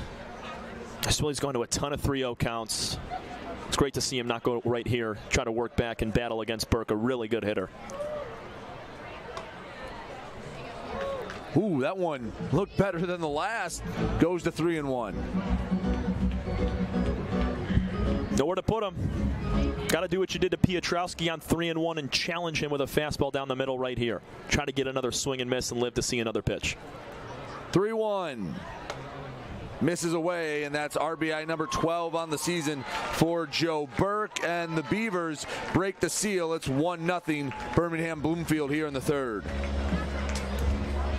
Started with the Ruiz double. He comes across, and the rest on a pair of walks and a hit by pitch. It was a great second inning. 1-2-3 from Swilly to sit him down, and the control has just wavered here this frame. Looks like Swilly will get to see another batter in Ray Hilbrick. That's his fourth walk. Regardless, I feel like this is his last, approaching 60, right where they wanted him after his first outing.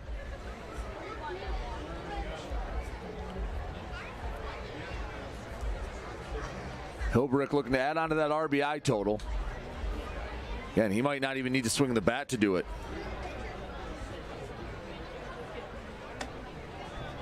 (2-0), and at this point, I'm not taking the bat off my shoulder till I get a strike. Nope. Unless it's middle, and you know you're going to pop it. Got to take.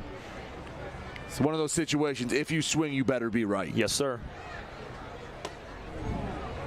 Comes up empty, 2-1.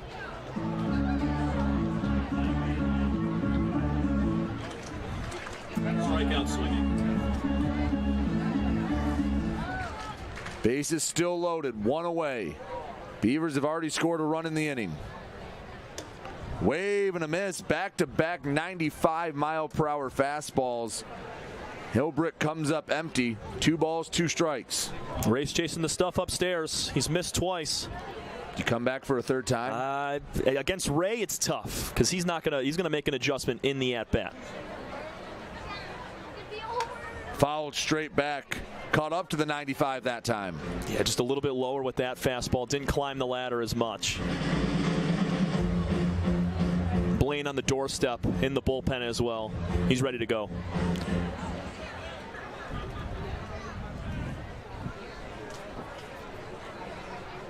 (2-2). Missed way outside. Counts full. 3 balls, 2 strikes, 1 away. Nowhere to put Hilbrick. He's already walked home a run last time when Joe Burke drew the base on balls. Blaine is ready to go. He's standing on the front of that bullpen door. Payoff pitch. And another walked-in run, 2-0 Beavers. Coming in, we knew it was going to be the control for Matt Swilly that kind of set things out of whack, and here in the third inning, that's where it happens. 3 walks and a hit batter, including a double, to lead to a 2-0 Beaver lead. It was a great second inning. He did strike out 4, but if he pounds the zone a little bit better in his next outing, Matt Swilly can be really deadly for this Westside program. Yeah, the last 5 batters, he walked 3, hit 1, and struck 1 out. Haven't had a ball in play since the Ruiz double, and that'll do it for Matt Swilly in his USPBL debut. Nate Blaine will inherit a bases-loaded 1-out jam when we come back. Beavers lead at 2-0 here on the USPBL network. Dave & Buster's method is designed to help you unlearn adulthood and reset our life around zapping stuff and cheering for stuff with your friends. Begin the method today with 5 free games. You know you want to. Fifth Third Extra Time helps you do you better. So kick back and relax. You have extra time to avoid overdraft fees. Fifth Third Extra Time. This is banking a Fifth Third better.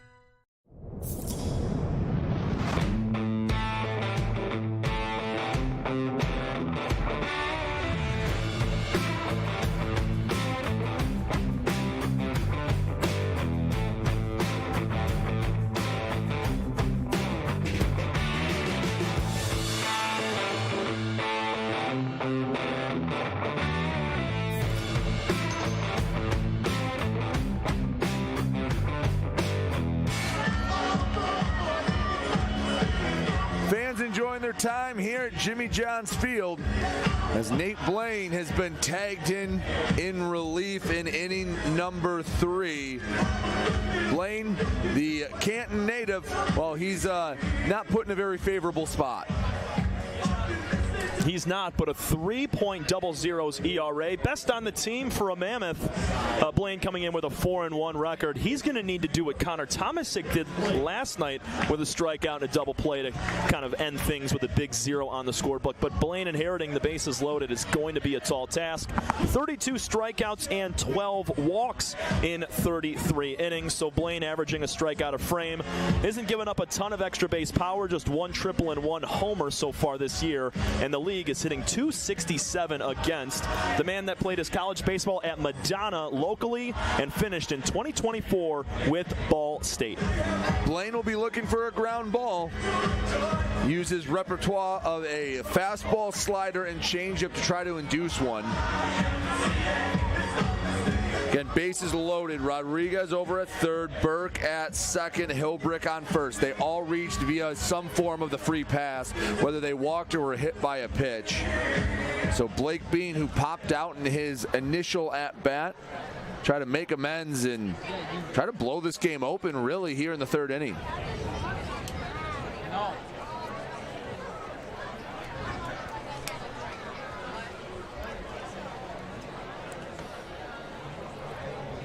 First pitch and looked like the changeup low. 1-0.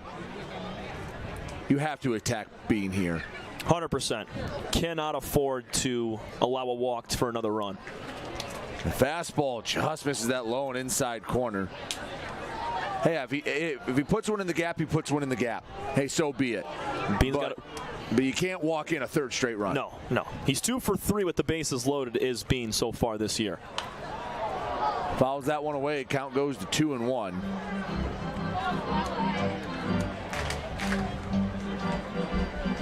And Blaine, so far this year, has been pretty good avoiding the walks.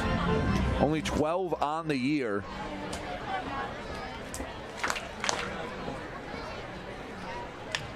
Ground ball. Don't know if it's hit hard enough to get 2. They'll send it to second for 1. No relay. So an RBI for Blake Bean makes it 3-0. But the Mammoths do get out number 2. Just hit a little too softly. Bean actually pretty happy that he caught that on the handle so he can reach first and pick up an RBI. Good turn up the middle, just not enough time. And now it's Ronco's turn with runners on the corners. So all you can ask Nate Blaine to do is get a softly hit ball. And you're right, it was almost too good of a pitch. Runners on the corners with 2 away. 3-0 Beavers. First pitch to Stevanovic. Breaking ball misses low and away.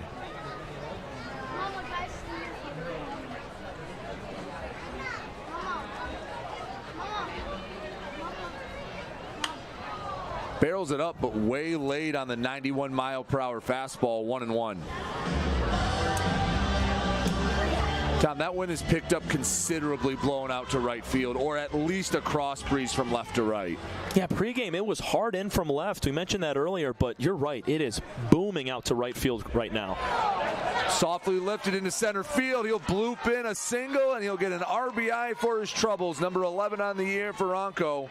And that's 4 straight at-bats that yield an RBI, and it's 4-0 Beavers. Not a ton on it, but it gets the job done right off the end of the bat. Bottom part of the zone on that pitch, and Ronco just flicks it into center field. So happy for Ronco over the last couple of weeks. Has been swinging it a ton better than the first month of the season, and yet another RBI for him to extend the lead. Huge inning for the Beavers early in this one to help give Greg Loukinen a little bit of a cushion to pitch with. And that's frustrating for Blaine. That's 2 batters that you make 2 good pitches to. 2 runs come across the score because of it. Neither were hit hard. No, that last one I think it was 65 off the bat.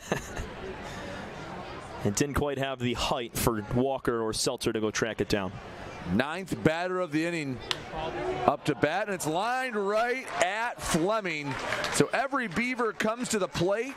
They push across 4 runs, as that was the 5th third out of the game. The line out from Kaludis. That ends the top of the third. Also means it's time for JJ the Water Boy, making sure our umpires are kept nice and hydrated.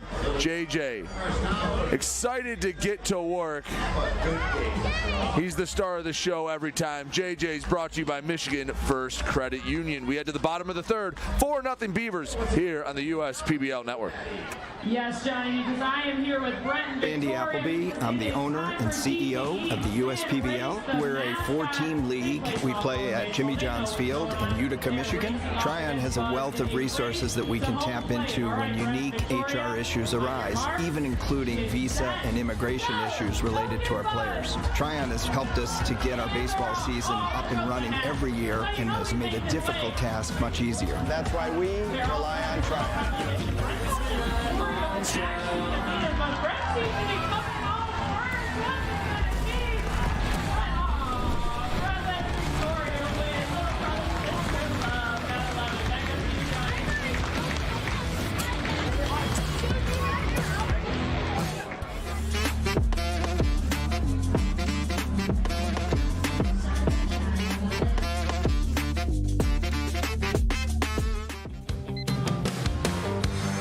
Bottom of the third, and after a long time in that Beaver dugout, Greg Loukinen coming back to the bump, but he has a 4-run lead now that he didn't have last frame. It's a big inning. Early in the game, the Beavers get some, and it only makes the job easier for Greg Loukinen, who has been awesome. 5 strikeouts in the first 8 batters that he has faced, and it's really been just 1 hit from Nick Pastore in the walk to Weaver. Not a lot of damage done so far. Not a ton of hard hit balls against Loukinen. Last few starts out, Greg's been roughed up for a few long balls and a few runs being scored against him, which doesn't happen often. But today, he is back to his normal self, and he's dialed in right now, just missing a ton of bats and locating in the zone very well. 9-1-2 coming to the plate. Cedeno, Walker, Liam scheduled for the Mammoths as they try to chip away at this 4-run deficit. Loukinen.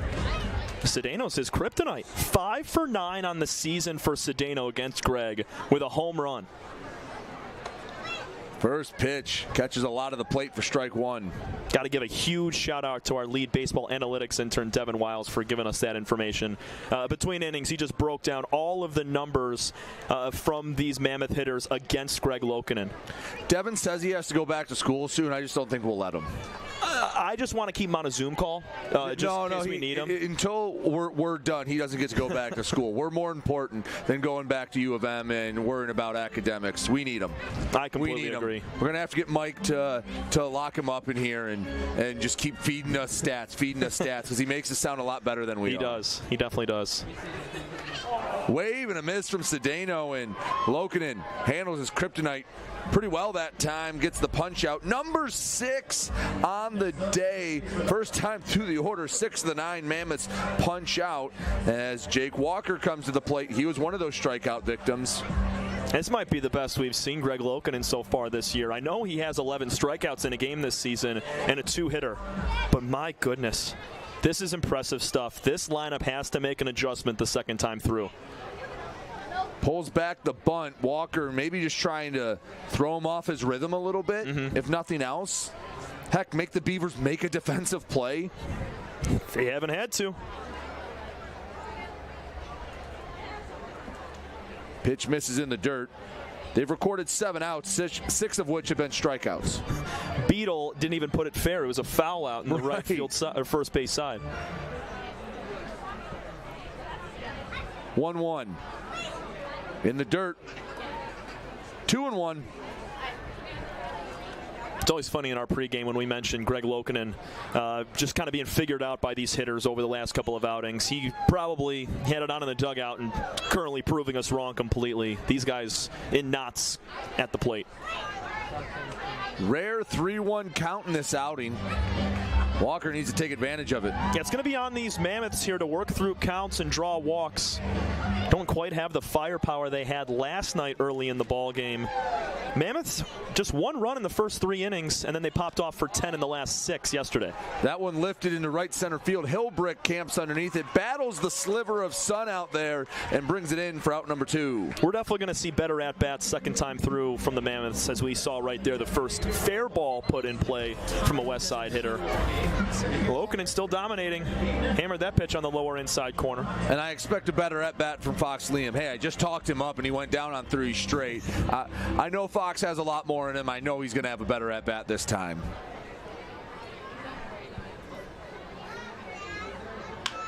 Grounds it right back up the middle for a base knock. 2-out single for Liam. There you go. Grips and rips at the first pitch he saw. Outer pitch that he just kind of hooks around and bounced it over the lefty Loukinen. Kept it simple. And he kept his hands through the zone. That's the biggest thing, because if he wraps around, that's an easy ground out to Piotrowski at second base. But he continues to keep the barrel as far through the zone towards the pitcher, and that's what led it into center field. Brings up Anthony Sharkis. Punched out victim to end the first. Behind that 88-mile-per-hour fastball. Again, Tom, 88 is, I mean, it's not slow, but it's nowhere near overpowering, especially at the professional level. We have seen a lot of guys late on that fastball. From a lefty, that looks closer to 90. And right now, it's just Greg Loukinen missing a ton of bats. That pitch at the top of the zone previously, tough pitch to get to, and then you throw something nasty hooking in at 88 on the inside corner. You don't know what you're going to get from Greg right here, as he can throw whatever. Everything is working right now. He's not limited to a few pitches. Sharkis stays alive, fouls that one out of play. But it feels like Loukinen in the driver's seat of this at-bat.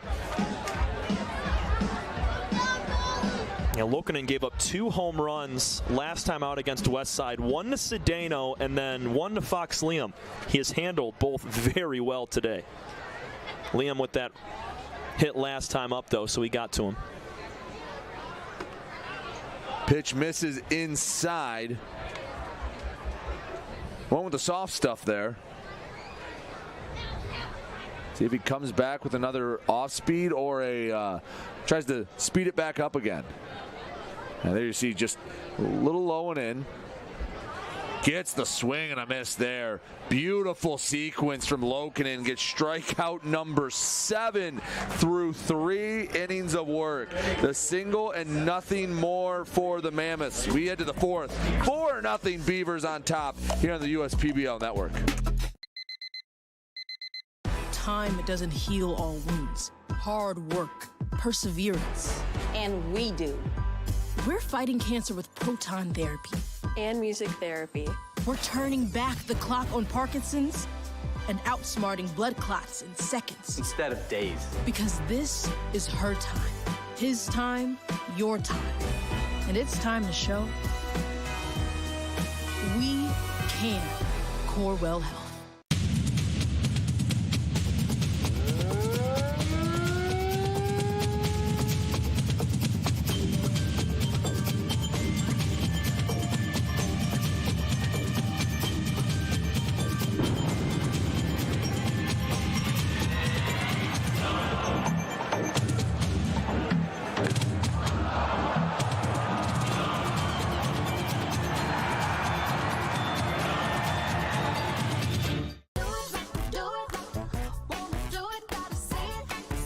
The perfect match. It's what so many of us are looking for. When it comes to getting a mortgage, how can you find the one that's perfect for you?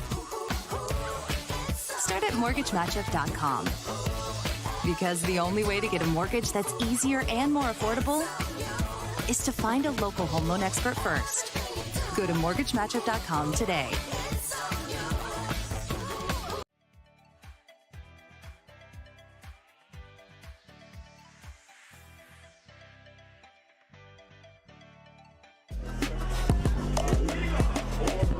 Top of the fourth, Beavers enjoying a 4-run lead. They plated all those runs an inning ago. Same 3 to lead off this inning. Ruiz, Wilcoxon, and Rodriguez. They're hoping for an encore performance. Just 2 hits on those 4 runs last inning. Helped out with a ton of walks. Well, here's 1 hit on 1 pitch. Ruiz, a double to start off the day and a single here to lead off the fourth. He's pumped up over there. Great opposite field swing. Ruiz lines one to the left field wall his first time and then goes oppo taco for a nice single to lead it off in the fourth. You know, sometimes when you have the swing that Ruiz had his first time up, you get greedy. You're thinking, ooh, all right, now I can put it over the fence. I'm swinging for power. That was a very clean, fundamental swing to lead off with a single. Bunt, stabbed at, missed from Wilcoxon. Not doing too much. It's always when you have that big swing, you want to try to replicate it and do it again. And 9.99% of the time, you're going to either pop out and strike out if you're trying to do the same thing. Ruiz took that pitch on the outer half and sent it into right to up his average. 1-1 to Wilcoxon. He's had a pretty boring day at the plate. He's just kind of stood there and watched. 2 walks. He's only seen 2 strikes. 8 balls, 2 strikes in his 2 at-bats. Counts 1-1. The first time he's faced Nate Blaine. Off to second, Ruiz. The foul ball will send him back to first.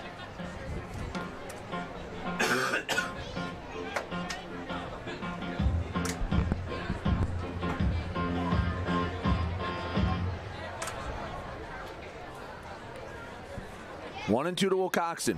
You mentioned his last at-bat. Not a guy that strikes out very often.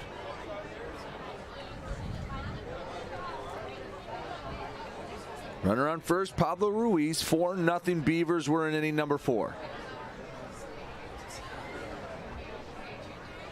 1-2. Oh, that one hit off the umpire. That just completely missed Beetle's glove, and that caught him flush in the chest. Yeah, they got crossed up right there. Beetle thought an off-speed pitch was coming at the bottom of the zone, and that was a fastball at 92. Yeah, that's... He just didn't have time to react. He tried to get his glove there in time, and that's not going to help you out for future calls. And that's just how baseball works. And I think the look on his face, obviously that hurt, but the chest protector's there for a reason. That was more of a, really? Yeah, kind very of frustrated. Like dude, at least get part of the glove on it. So I'm going to put that in my book as a pass ball because that was, that was just getting crossed up. Now a runner in scoring position as well. Ground ball to the right side. Fleming takes it himself, uses those long legs to lumber over to first, but it pushes Ruiz to third, and a fly ball can score the 5th run of the game for the Beavers. That's Wilcoxon doing what's necessary to tack on another run. Ground ball to the right side with a runner on second base, nobody out. Just as good as a hit right there. Move a guy up to third base for one of your best swingers in Chase Rodriguez.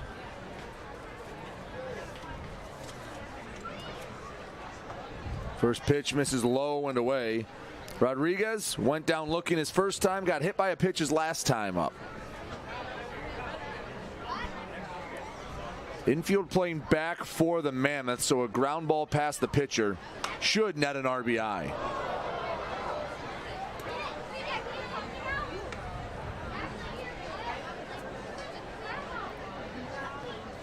See the 12 RBIs there for Rodriguez, just 14 hits on the season. So almost averaging an RBI per hit. It's effective. He's got guys on every single time he comes to the plate. Kids call that the sword. 1-2. He's beside himself at the moment. Just needs to get a little bit of a better mental at the plate. That pitch right there, just probably thought something else was coming. Rodriguez, he's going to make an adjustment in the middle of an at-bat. It is just strike 2. Count goes to 2-2. That's why you got your timeout. Mm-hmm. regroup. Just like a long foul ball that just misses the foul pole, it's just strike two. That a swing you'd like to forget is just strike two. Runner on third. Less than 2 outs, the pitch. Fouled it straight back. Rodriguez battling. Blaine put that in a perfect spot. Low inside corner to the lefty, just spinning out on it, getting a piece. Nate Blaine's been great since he came in. Allowed that leadoff hit to Ruiz, but other than that, he's been great. Hard hit, soft hit ball from Stefanovic and Bean last inning. Rolled over that one foul. We'll see another pitch.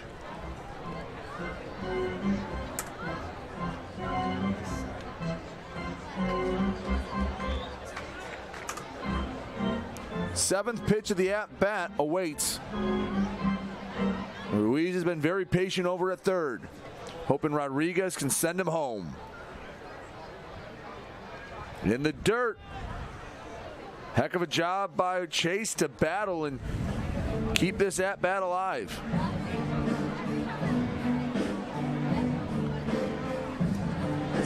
Chase, another hitter with more walks than strikeouts. Not many on this team besides Wilcoxon and Rodriguez, but a couple on the Mammoth side as well. Ground ball off the glove of Blaine. Picks it up with a bare hand. Throw to first. Heck of an effort to get Rodriguez, but Chase will get an RBI for his troubles. Heck of a job by Nate Blaine. Let's take another look. Just gets a piece of the glove on it. Ricochets it to the first base side and a full spin move. Great stretch from Fleming to nab it in time. Pitchers, boy, they're athletes. You know, I don't ever recall seeing that portion of the PFP in practice of anyone. All right, it hits off the glove. Now make a spinning throw to first. While falling down. Right. There's a beaver tail on the first base side, no pun intended.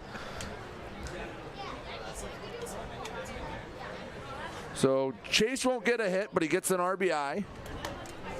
13th on the year. And that's fundamental baseball right there. Leadoff hit from Ruiz. They get blessed on the cross-up pass ball that gets him to second. Wilcoxon with the right side ground ball to send him to third, and all Rodriguez needs to do is hit it somewhat past the pitcher. To the side of the pitcher. That got it done either way. Quickly 3-0 to Piotrowski. He's popped out. He struck out.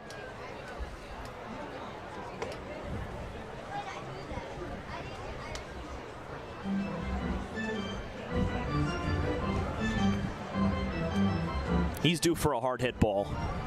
Blaine puts anything in the zone, Matt's going to go right after it. He won't put anything in the zone, and Piotrowski take a 90-foot walk down to first. Next up, the first baseman, number 15, Joe Burke.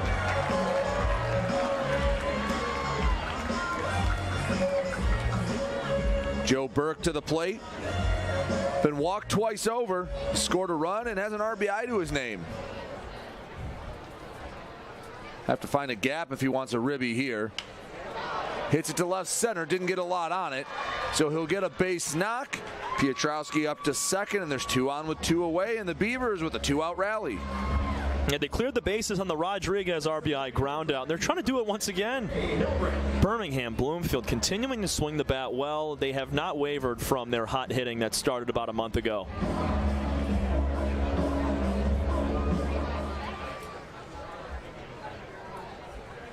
Ray Hilbrick to the plate. He also got an RBI on the base on balls. Comes up empty with the driver on the first pitch. 0-1.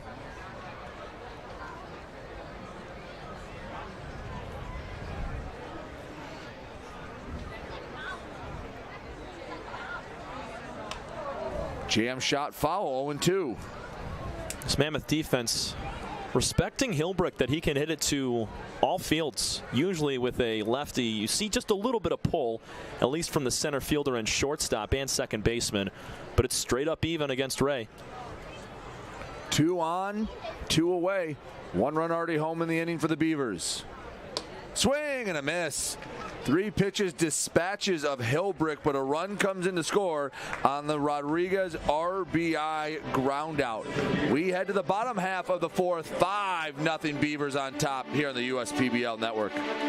I'm Anthony Tomey, CEO of Tomey Group, and we're one of the largest Jimmy John franchisees in the country. With 50 Jimmy Johns and over 700 employees, it's a challenge to manage operations. What could possibly go wrong with owning 50 Jimmy Johns? People don't show up, equipment fail, run out of bread, no tomatoes, we need onions. Many different things can happen. Tryon allows us to really focus on the food and the operations of the restaurant. And that's why we rely on Tryon. You can always rely on Tryon. Everyone has something that motivates them to do better. And for me, that's my daughter Shelby. I named Shelby Construction Services after her as a reminder to always run the company in a way that would make her proud. Our goal isn't just to get the job done, but to get it done right. And that means making sure every customer has a 5-star experience. I think how a company treats you is just as important as the finished product. My daughter wouldn't have it any other way. Call 833-6-SHELBY. That's 833-6-SHELBY.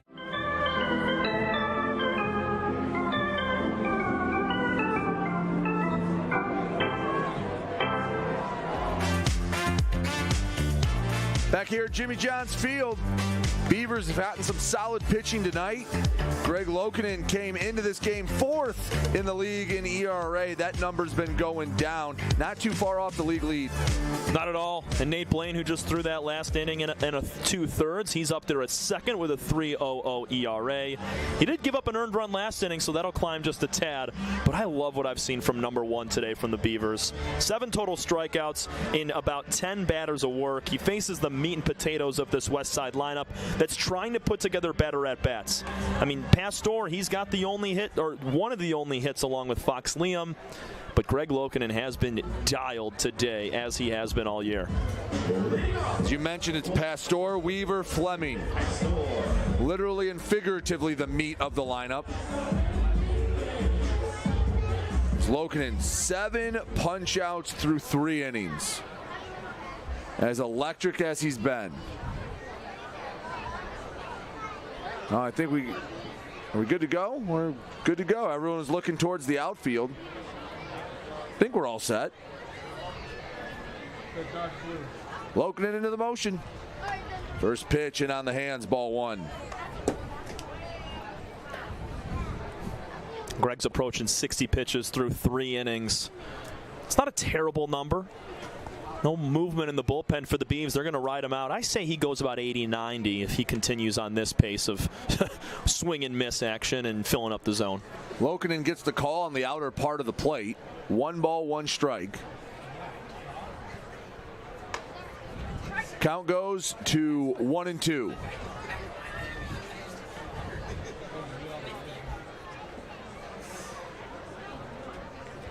Loukinen in the motion, the pitch. Strike 3 called, paints the black. Strikeout number 8 on the day for Greg. When he's on the mound, they have to do what they used to do for Verlander and Scherzer and get a K counter out there in the outfield, because this is going to get interesting down the stretch for Greg if he continues on this pace. My goodness.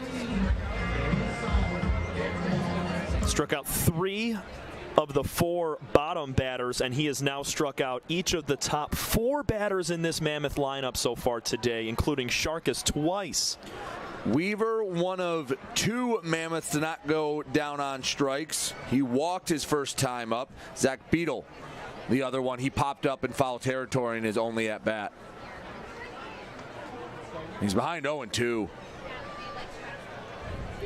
That one even fooled Stevanovic a bit. He didn't get any glove on that. Bounced right off. 0-2, and you can throw whatever you feel like if you're Greg Loukinen right now.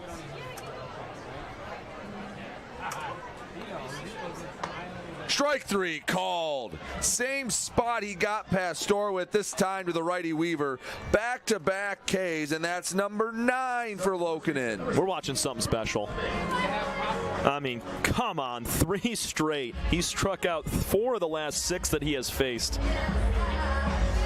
These guys just don't know what's coming right now. I know Weaver, he's very young to seeing Greg Loukinen so far this year, but all these other guys, they've seen him a ton. Fleming again with the big swing. He struck out 9 of the 14 batters he's faced. Unbelievable. Only 2 of the outs recorded by the Beavers, I guess technically by the Mammoths, have not been strikeouts. Walker flied out to right field and Beetle popped out in foul territory. And Greg's using every single corner of the zone. He's been pounding inside like he just did to Weaver, outside corner. 2-1. Fleming ahead in the count. Trying to find any sort of spark for this Mammoth offense. One that put up double-digit runs a night ago. 2-1. Taken the other way, that's going to slice. Out of play, foul.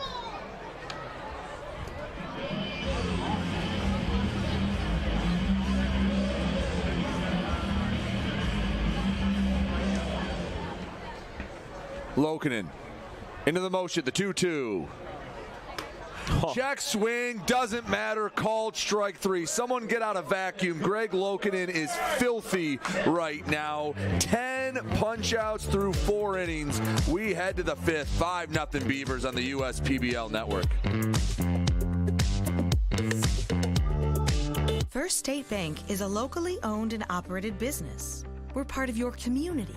At fsbcares.com, you'll find ways that we're making a difference by featuring locally owned and operated businesses, providing access to helpful financial resources, and engaging with community. FSBcares.com is part of our commitment to the neighborhood because strong neighbors mean stronger communities. Where good neighbors do great things. Member FDIC and Equal Housing Lender.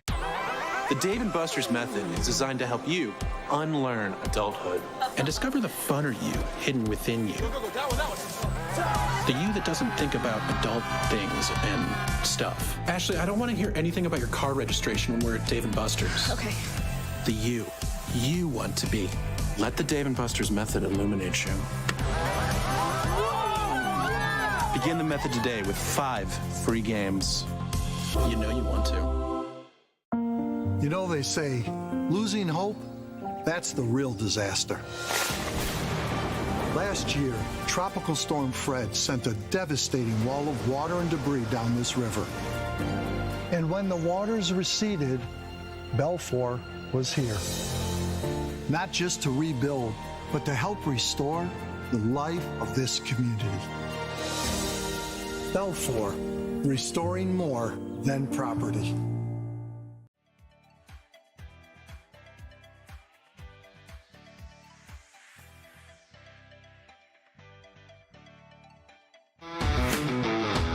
Top 5. It's been all Beavers all night long. There you see the box score. Got 4 in the 3rd. They added 1 in the 4th. And, well, with the way Greg Loukinen's pitching, 5 is more than enough. Yeah, it feels like a 9-0 game right now with how Loukinen's pitching on the bump. But the Beavers, they're going to continue to try to tack on a few more. At this point, they don't really need it, how Greg's pitching. He's struck out the side twice in 4 innings. And in the 2 innings that he didn't do that, he had a pair of strikeouts in those as well. It's Bean, Stevanovic, and Kolotis coming up to the plate. Bean takes it back up the middle, coming in past Storr. Won't get there in time. That one dropped too quickly. And for the 3rd straight inning, a leadoff base knock for the Beavs. Another ball not hit too hard, but it finds some green. Bean does a nice job of staying through the zone and sending that one into center field. A lot like Ronco did back for his RBI hit in the 3rd.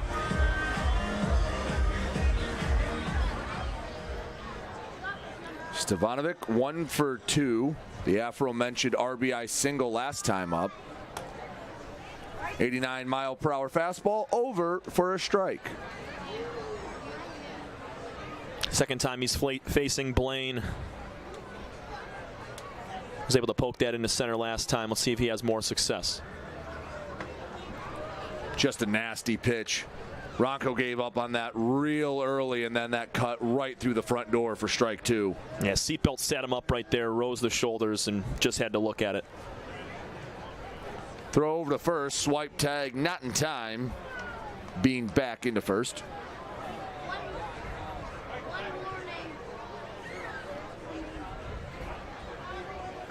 The 0-2 in a moment. Check swing did not go around, no appeal. Now I think Beadle's trying to ask. And field umpire Ian Land did not give it to him. Tom, you were the first one to ask for it up in the booth. You're right. Anytime you have a check swing like that, you got to ask. Me and Devin had this conversation earlier today. This one into right center field. Pastor able to get to that one. That one hung up a little more than Bean's hit. So one on and one away for Kaludis. Another healthy swing from Ronco, but you're right, just hung up a tad. And a good bounce back there from Blaine after he did not get that call on the check swing. Sometimes one pitch can kind of put you out of whack mentally, but he dialed right back in. Got to have yourself a 0 here in the 5th. Try to claw away, chip away against Loukinen. We'll see how many innings Greg goes as he's around 75 pitches. Oh, and you can't score any runs right now, so the best thing you can do is put a 0 up here in this half inning and just get the train back on the tracks. You got to do what the Eastside Diamond Hoppers did late in their game, chipping away with a few runs in the 7th and 8th inning. Obviously, they didn't make the full comeback down 11-2, but just misses away. 2-0. Yeah, you can't start to heal until you stop the bleeding. And that's what this inning needs to be, is stop the bleeding, keep it at 5-0. And the roles are almost reversed from a night ago where it was the Diamond Hoppers chasing the Mammoths down multiple runs. They'd get back and then the Mammoths would pull away again. Now they're the ones chasing the Beavers. They need to get a 0 this half inning. And if the Westside Woolly Mammoths find a way to answer, it's going to be on Birmingham to continue to put up runs. Kaludis to left center. Pastor, he's getting his steps in this half inning. That's out number 2. Another ball that hangs up in the gap. We really have not seen a ton of loud swings against Nate Blaine today, but a few have found the hole. We saw Beans earlier this inning, the bloop single from Pablo Ruiz, and as well as Burke last inning as well. Pablo Ruiz, a double and a single. He's 2 for 2 today. He's figured it out at the plate today. Him and Joe Burke, the only Beavers yet to be retired.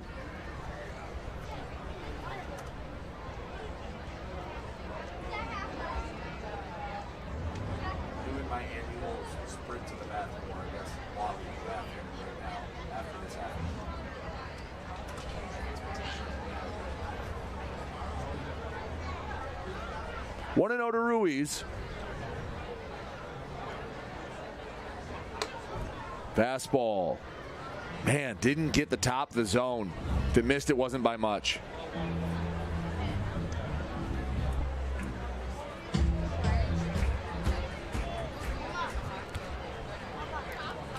Runner on first. Bean, he led off the inning with a single. Ruiz comes up empty on a healthy hack, 2-1. Fooled on that pitch, did not recognize the spin as it bit down and away to Ruiz, the righty. He's been spraying it all over the field today. Nearly a home run to left field off the top of the wall and then singled into right. Hard hit ball right at the third baseman Weaver. Down to an Ian across the diamond, and Ruiz is retired. Leadoff single, but nothing more for the Beavers. We head to the bottom half of the 5th. Mammoths looking to break the shutout. They trail Birmingham 5-0 here on the USPBL network.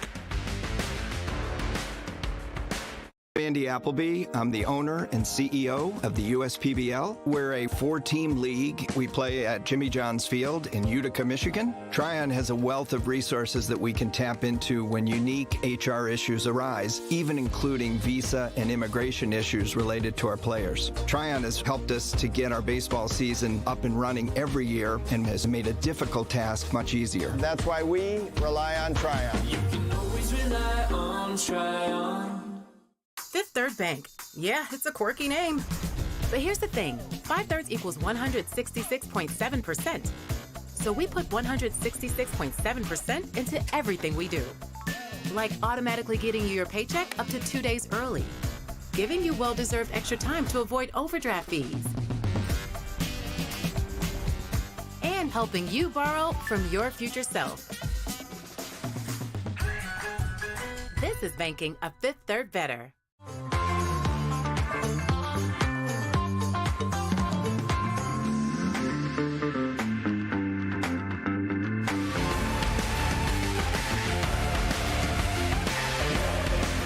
Not surprised, Greg Loukinen's back on for another frame.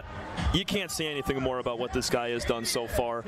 Has struck out the side twice in order. The first and the fourth. Struck out 2 in the third, 2 more in the second.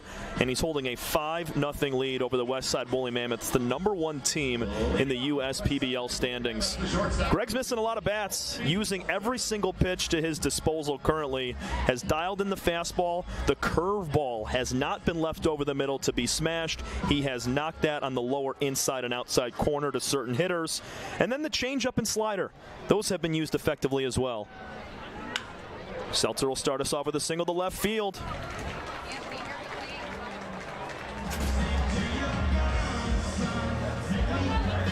Next up for the Mammoths, the catcher number 10, Zach Beadle. So a rare mistake from Loukinen to get us started here in the 5th.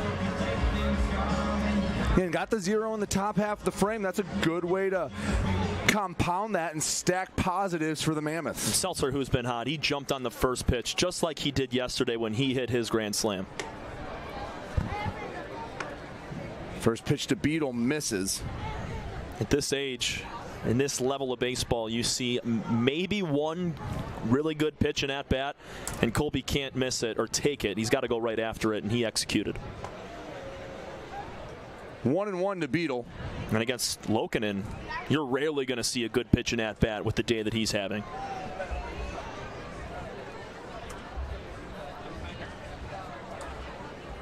One.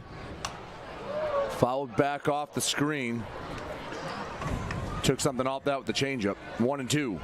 Beatles had a rough series against Loukinen so far this year. 0 for 8 with 3 strikeouts. It's really been Cedeno, the only bright spot against Loukinen for these Mammoths. They've been sat down accordingly. And Pastor, who's 5 for 11 against him. The 1-2. Swing and a miss. Every single Mammoth has gone down on strikes tonight. That's number 11 for the Southpaw. Next up, the right fielder, number 41, Jose. I laugh because it's ridiculous. It is. I mean, we're watching something really special right now. He is dialed in. Can't ask for much better if you're Greg Loukinen. And he's showing his best stuff all year long tonight on a Friday. Fireworks on the field and after. Bunt popped way up. Diving effort from Kalutis. Can't get there in time. Strike 1. And I like the idea to try to throw him off the rhythm. Yeah. We saw a bunt attempt earlier from Jake Walker, his last at-bat in the 3rd inning. And Kalutis, who had to run a long way, gave a great effort for it. He started behind the 3rd base line and probably 15 feet in off the line. Surprised he even got to that point. After he hit the ground, had the Fernando Rodney hat going on.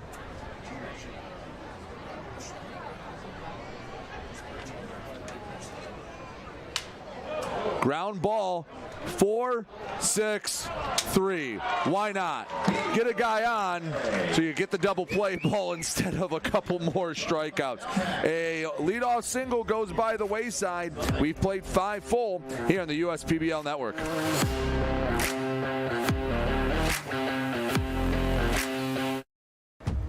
We're for people, the pioneers, the underdogs, the players, and the slow and steadies. We're for people, for who they are and who they could become. Yes, we're a bank, and some say our business is all about money, but that's an old idea. Because look past the money, and you'll see real human lives. We see it, because we're for people. Huntington, welcome.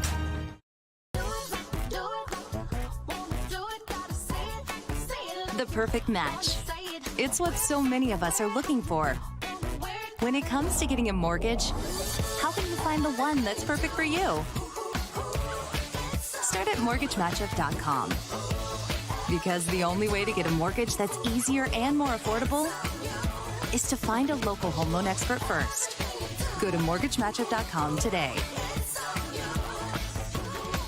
What are the odds that we're neighbors, we've known each other our whole lives, and both tear the exact same things in this exact same knee? So an ACL tear is an injury to the main stabilizing structure of the knee. You want a good team around you because then you know that what you're doing is going to help you in the long run. My message to everyone who's helped me, thank you so much because you guys helped me progress so much. Also hearing it from a friend that's went through the exact same thing, I think sort of helps that know that there's a bright side at the end.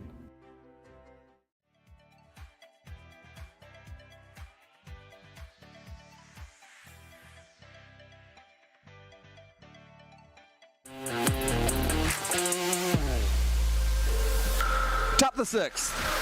5-0. The Birmingham Bloomfield Beavers are on top. We're scooting along. Here on a Friday night is starting to get to twilight time. I know you always talk about how the sun, well, I guess not quite the sun, but the color of the sky makes it tough on anything in the air. These about 10 minutes. Yeah, 45-minute period of twilight. That's going to pose some issues for the outfield when the ball goes up, and the infielders, especially when there's a sky-high pop-up on the infield. But we've seen everybody do a nice job of it. Only a few times so far this year has it been an issue. Nate Blaine, he's held the water here out of the pen. He'll face the top of the Beaver order, Wilcoxon, Rodriguez, and Pietrowski. No hits for these first three hitters, but 3 walks and a hit by pitch. So they've found their way on base. Yeah, they didn't get a lot to swing at when Swilly was on the mound. Blaine's come in and he's done a nice job just settling the game down a bit. Yeah, limiting the damage, filling up the strike zone, and trying to get some easy outs. And I guess don't leave your defense out there as long as they had been in the first couple of innings. Wave and a miss. Beadle will tag him out to complete it. And Blaine makes quick work of Wilcoxon. A rare punch out for the leadoff man for the Beavers. Yeah, Ben's never really fooled on that breaking ball pitch in the dirt. Goes chasing there, and that's the second strikeout for Nate Blaine today.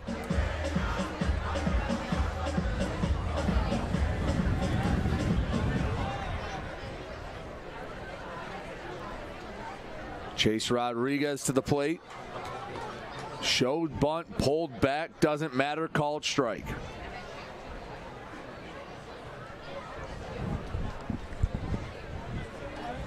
Oh for 2 with a hit by pitch today for Rodriguez.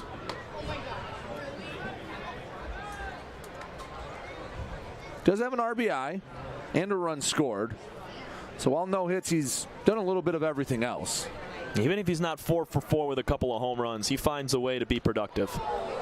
Fouls that well out of play. 1-2. Blaine's just attacking these hitters, going right at them, being competitive. That's what you have to do in a situation where you gave up a ton of walks early in the ball game and are down by a very crooked number. Just on that one. That one went straight back.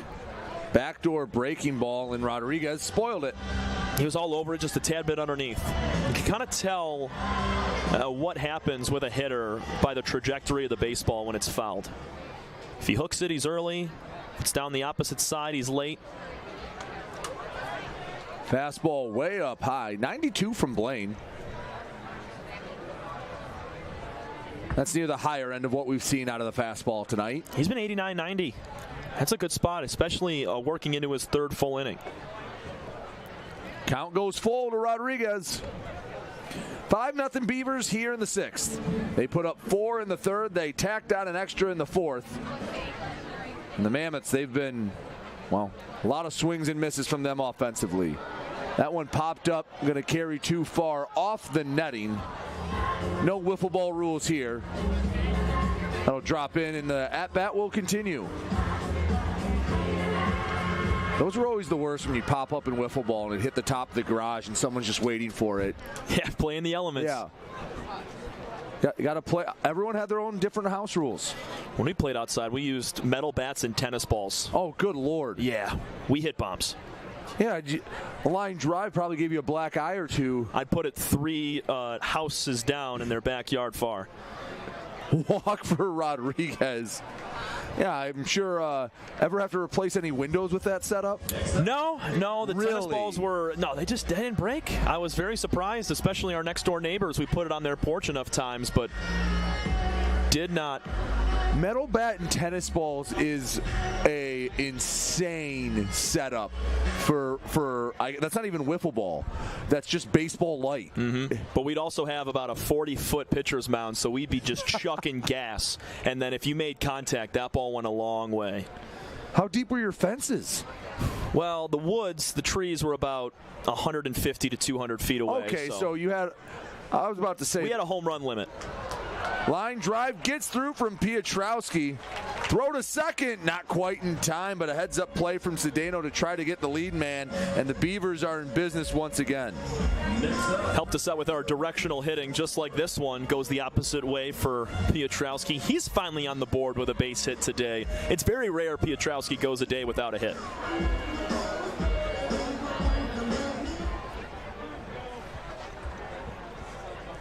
Joe Burke comes to the plate, 2 on, 1 out. Heading to third, Rodriguez, no chance. He stole that one on Nate Blaine all day long. Beetle never had a prayer. Yes, he did. I mean, he knew when Nate Blaine was picking up that leg and going, let's take a close look here at Rodriguez at second base. A couple seconds of a pause from Blaine. He brings up the knee, and Rodriguez off to the races. No real shot at all. That one lifted high, not deep enough. I'd be surprised if Rodriguez tests it. Cedeno brings it in and garners the throw. Beetle keeps it in front. Nice job by Blaine to get a quiet out number 2. Yeah, with the wind still blowing out, too, that ball did not go anywhere. He just skied it up in the stratosphere. Well done from Cedeno to crash in hard, battling the twilight and showing off the arm to the plate. And now it's up to Hilbrick to clutch up with 2 outs. A 5-0 game in most aspects when you go to a bullpen. I mean, it's still a competition. It's still a close game. I mean, obviously a competition at all times, but with Greg Loukinen on the mound, you really got to put together some sort of an inning and catch Greg on an off inning. Because right now he's been awesome. 11 strikeouts through 5. Beavers trying to add on some more insurance. It'll take a base knock from Hilbrick. It'll be his first of the day. An RBI walk sandwiched between a couple of punch-outs.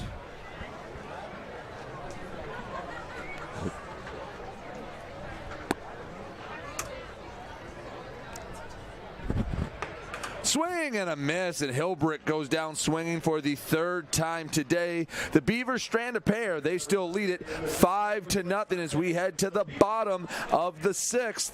5-0 Beavers here on the USPBL Network.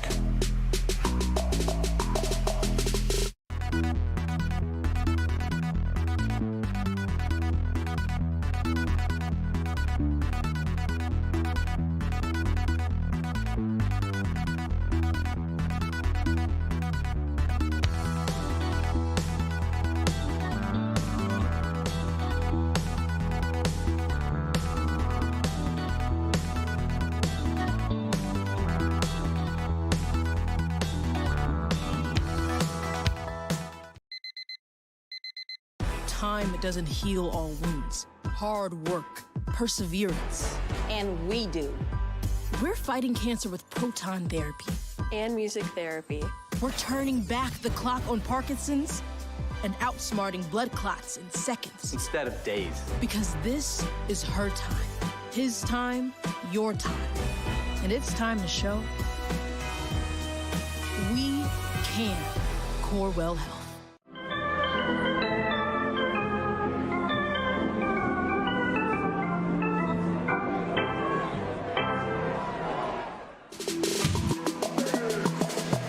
Fans on the hill beyond the right field wall enjoying a spectacular performance from Greg Loukinen. He's at 11 strikeouts through 5 innings of work. He'll be greeted by the top 3 hitters in the Mammoth order, Jake Walker, Fox Liam, and Anthony Sharkis to lead off the 6th. But, Tom, to be frank, it hasn't mattered whether it's the top 3, the bottom 3, the middle 3, and any combination in between. He has been filthy. Absolutely ridiculous on the mound. I mean, a few extra hits in that second time through the lineup. Liam and Seltzer grabbing a few pokes, but it's still been a ton of strikeouts 2 times through. This is the time right now the Mammoths need to go and have a big inning, either the 6th or the 7th, because Greg Loukinen's approaching 60, 70 pitches right now, and if you can knock him out of the ball game with a big frame, could bring on the bullpen where you could have a little better of a chance, because nothing's stopping Greg Loukinen at the moment. Quickly 0-2 to Jake Walker. And doesn't it just feel like an inevitability? No disrespect to Jake Walker, but the way Greg Loukinen's been pitching, you're just expecting the punch out here. And it's not like Westside does not know that this man has 11 strikeouts. And he takes it the other way.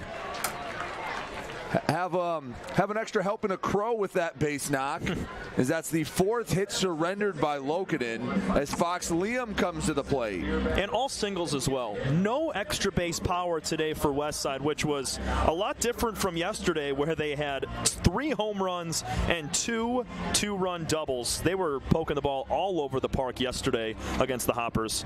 But today it's been short, small swings. Loukinen, even when he does get hit, he's limiting it to just 1 base. That was a nice swing from Walker. Took it the other way, down in the count, didn't try to do too much with it.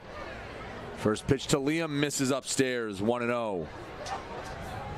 Fox with a nice poke up the middle last time. Chopped it just past the goal of Piotrowski.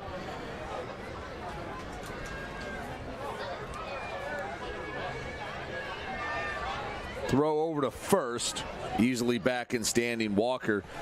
Last inning, the leadoff man got aboard for the Mammoths, but a 4-6-3 double play ended the frame, and any hope of a breaking this shutout for the Mammoths in the 5th.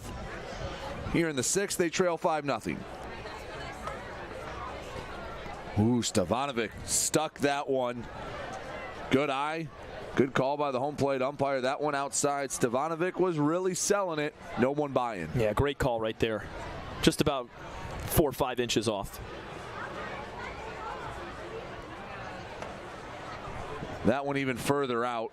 Maybe a little bit of fatigue setting in for Loukinen. He just hit 80 pitches. If Greg can get through one more frame, I know there's a tad bit of movement right now in that Beaver bullpen. You don't call for it at the moment, but in case Westside grabs a few runs, then maybe you tip the cap. Pitch just clips the zone on 3-0. A 3-0 curveball, which, I mean, you don't see that too often. He wasn't locating with the fastball last 2 pitches. Got to go with something that you know is going to get you over first strike. And that one misses well outside. Just the 2nd walk of the game from Loukinen. Puts runners on first and second, nobody out, and a prime opportunity for the Westside Woolly Mammoths to get back into this game, trailing by 5 as we end the middle third of this game and enter the latter parts. And Charkis is due here. 0 for 2 with a pair of strikeouts, 1 swinging, 1 looking. If he's able to square something up. That looked like right Ferry getting ready in that bullpen. Using the football to warm up the arm. You'll see that more pregame than you do in the actual bullpen. Right, that's true. I think only certain few guys will use it in the bullpen, but almost everybody throwing it around pregame. 2-0, and the command is just not there right now for Loukinen. I'm talking with Coach Diesel Dombrowski about that football situation. The ball is heavier than a baseball, so when they get on the bump with the baseball, it feels like they're throwing a wiffle ball, and there's going to be a talking to. No change, or a tennis just ball. A conversation, or a tennis ball. That's still insane to me. For about a 40-foot mound. How did you not take a line drive back off the face at one point? I don't know. That's a great question. I don't think any of us really did get hit with line drives. I mean, my brother, he was shooting gaps. I was, either strike out or hit it onto the porch. But if you play enough, at some point you're going to square one up. I mean, actually, we might have gotten hit a few times. There was our fair share of disagreements and injuries out there. Well, of course. Everyone has their own house rules, everything a little different. Our house rule was don't intentionally throw a 95-mile-an-hour ball at the head of whoever's hitting. I think that's a house rule a lot of places we could go. growing up when I'd play with my dad in my backyard, it was if you hit the dog, you were out. And she would always Lucy would always lay right in the middle of the backyard, and you'd hit a little grounder, and you'd let it go because you knew it was going to roll up and just nudge her in the leg, and she'd just look at you, and, well, that was an out, whether you liked it or not. 3-1 to Sharkus, and the Mammoths are showing some life here.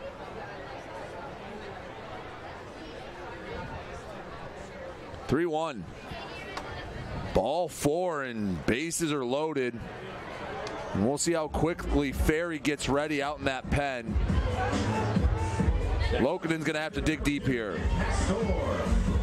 Great chance for Westside to try to chip away and fight back with a 5-run deficit, but we knew at some point, whether it was at 80, 90, 100 pitches, Loukinen was going to waver with the command just a little bit, but here it's kind of expanding with back-to-back walks following the hit. To lead off the second, it was a single and a walk to put the first two guys on.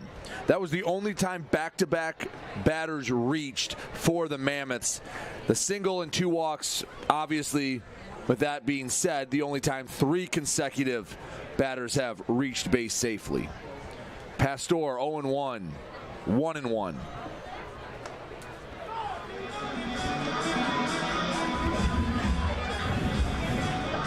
A little bit of success today for Nick. Base hit, but also a strikeout looking against Greg.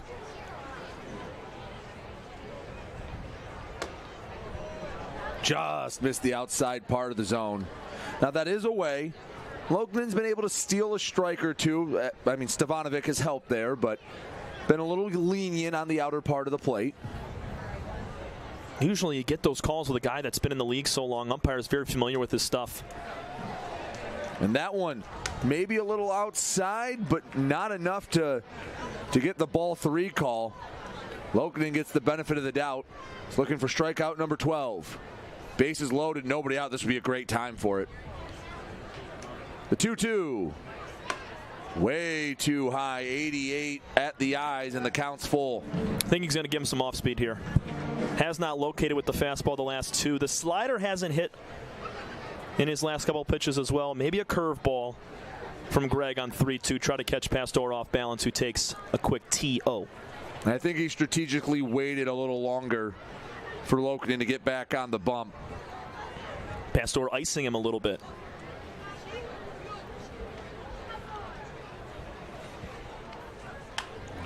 Pops that one up.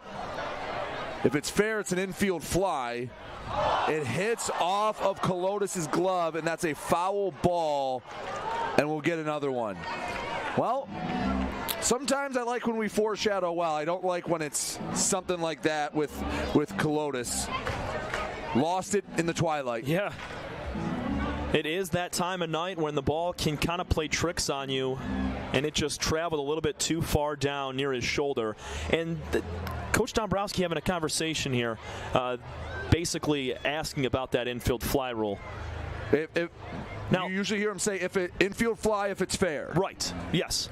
But if I'm Colotis there to try to get that call, I'm not 100% sure if this is the rule, but if he's straddling that third base line and he is technically in fair territory, maybe then you can make the call there. I would assume, and again, dangerous to assume, but if it bounces foul, it hits foul initially, and then bounces fair without hitting and the you ground, pick it up, then that would register as the infield fly. Yes. Because then it's to take away the double or possible triple play. 3-2. Lifted left field. Should be deep enough to score the first run. Ruiz brings it in. Tagging from third. Walker, and he holds up at the last moment. Jellikowski playing a bit conservative in that third base coaching box. Didn't want to test the arm of Ruiz, and it's still 5-0. And Pablo was screaming in to make that catch. All of his momentum was heading towards home plate, and a bullet of a throw. It might have been a little low. Walker may have had a chance, but Ruiz got that in pretty quick. Same result on the Colotis misfire at third.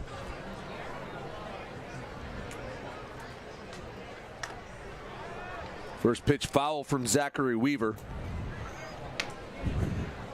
I understand the thinking there. It's a 5-0 game. That run doesn't mean a whole lot. If he gets thrown out, the momentum you lose from getting thrown out is greater than the gain of making it 5-1, especially when you have Weaver and Fleming on deck who are liable to put it over the fence. Strikeout looking and a walk today for Weaver.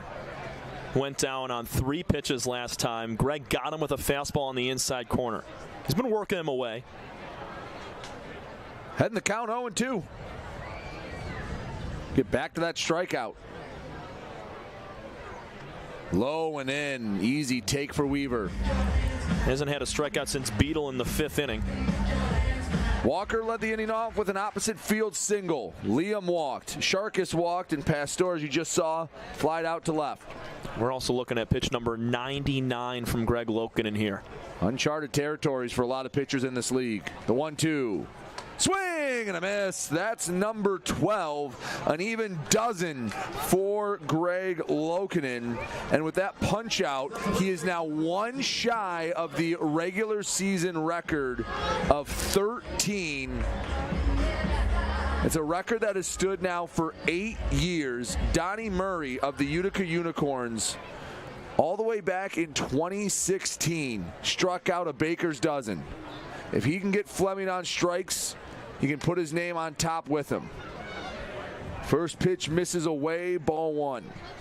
This feels like one of those vintage Justin Verlander situations where Leland was going to make him throw as many pitches as he could to get out of the inning with a cherry on top. That was pitch 101. Pitch 102 misses upstairs. The all-time record in the postseason, Tanner Keist had 14. He's currently in the Giants organization with the Richmond Flying Squirrels. So pretty good company. Fleming takes it the other way and finally puts a Mammoth on the board. Everyone will move up a station, and it's 5-1, Beavers on top. Fleming didn't try to do too much after a few big swings early.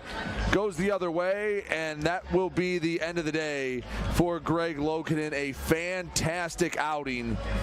12 strikeouts, gives up the 1 earned run. Now he is responsible for everyone on the base right now. But, I mean, can't say many more positive things about Greg Loukinen. And Greg's a little bit mad right now coming off the mound. I think he still has juice left in it, and he wants to keep going. He wants to continue to be a dog for this team and get them out of the 6th. Can't say anything better about Greg Loukinen. What an outing, man. You got to give him some props. It's a standing ovation for Loukinen in the ballpark right now.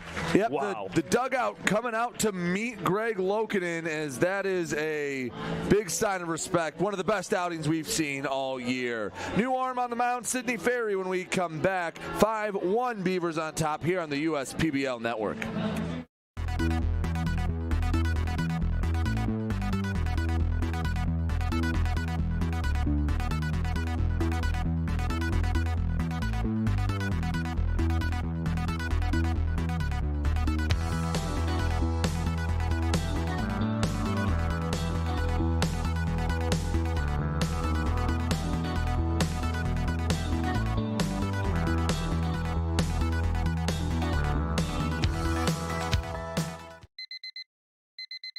Time doesn't heal all wounds. Hard work, perseverance. And we do. We're fighting cancer with proton therapy. And music therapy. We're turning back the clock on Parkinson's and outsmarting blood clots in seconds. Instead of days. Because this is her time. His time, your time. And it's time to show we can. Corewell Health.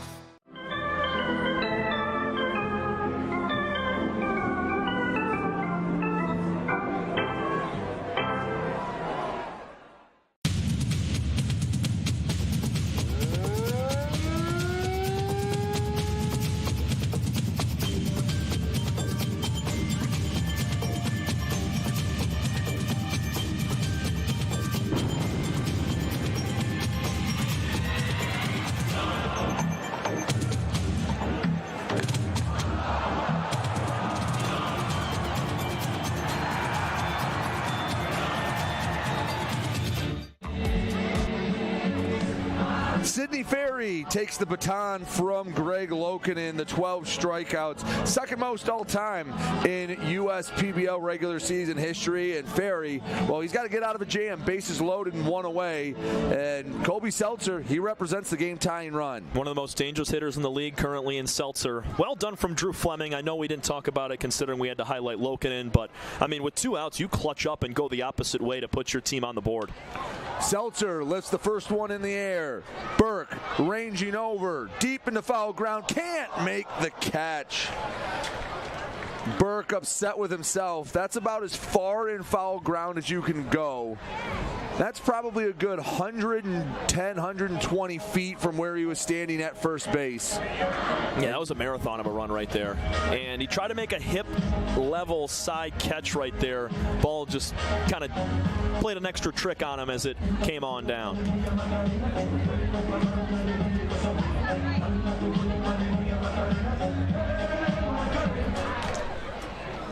So Seltzer with new life. The 0-1 misses outside. Before we get to the numbers on Sidney Ferry, Loukinen went 5 2/3, 4 hits, 1 run, 2 walks, and 12 strikeouts. Unbelievable. One of the best outings that any pitcher in the league has had this year. Making a strong case for pitcher of the year. Guess best way to compare it's almost like the Heisman moment in college football, where you go that late in the season you have an outing like that. That's going to stick in a lot of people's heads.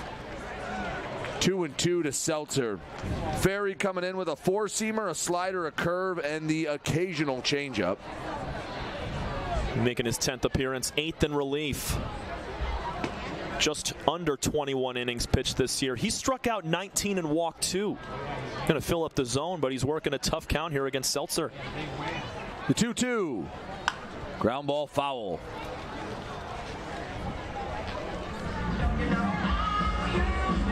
Curveball had him out in front.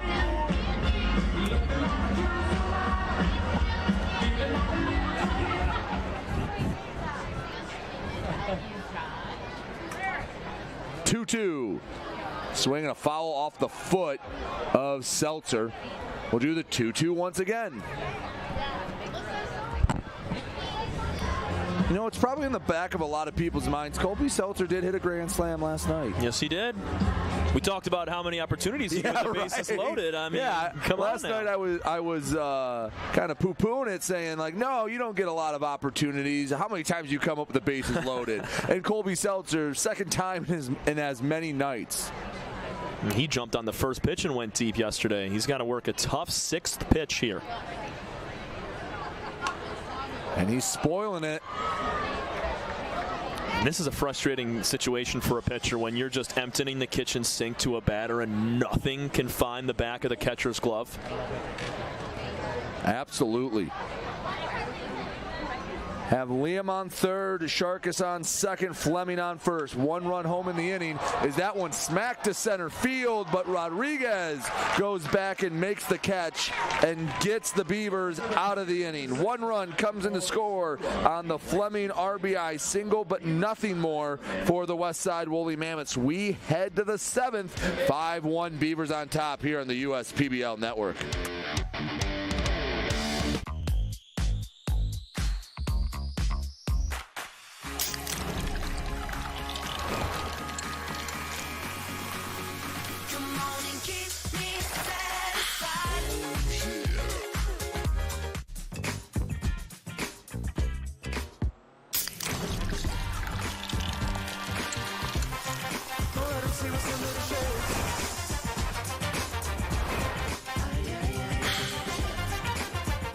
What are the odds that we're neighbors, we've known each other our whole lives, and both tear the exact same things in this exact same knee? So an ACL tear is an injury to the main stabilizing structure of the knee. You want a good team around you because then you know that what you're doing is going to help you in the long run. My message to everyone who's helped me, thank you so much because you guys helped me progress so much. Also hearing it from a friend that's went through the exact same thing, I think sort of helps that know that there's a bright side at the end.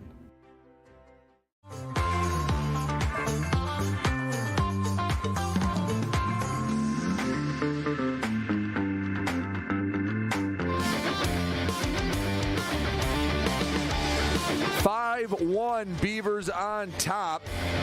The Mammoths finally got one back last half inning here in the top of the 7th. It's Trey Jones coming to the mound to, well, try to keep this game a 4-run deficit. And give credit to the Beavers bullpen of Sidney Ferry after Loukinen, limiting the damage after bases loaded, nobody out. And now it's Jones' turn to be the stopper after Nate Blaine was in the ball game. Jones so far this season is making his 10th appearance, 6th in relief. 29 strikeouts with 15 walks in 32 innings. He's averaging about a hit an inning, has allowed 31 in those 32 frames, and has given up 21 runs total, 20 of those earned. The 6', 180-pound Baxley, Georgia native coming into this one. And, well, again, his job is to keep it at 5-1 and give the bats an opportunity to claw their way back into it. He'll be greeted by Blake Bean, Ranko Stevanovic, and Vasily Kolotis. Mammoths have 9 outs or 25 minutes. We'll see what comes first. Tom referencing the 2.5-hour rule. Now, it's a soft rule. It's not what you're used to in travel ball, where sometimes you get the drop dead limit, where once you hit it, that's it. No, it's usually, if you get to a point, if we hit it in the 7th, it'll probably be the 8th will be the last inning, is usually how it works. Once you hit it, most likely the next half inning will be the final half inning. Again, it's subject to change. Bean gets under that one. Hit it up into the night sky, but Cedeno, no problem bringing it in for out number 1. Next up, the Beavers, catcher number 8. Just got to stay steady the course here for the Mammoths. And only got one back, and a huge opportunity last inning. But now you've dipped into that Beaver bullpen.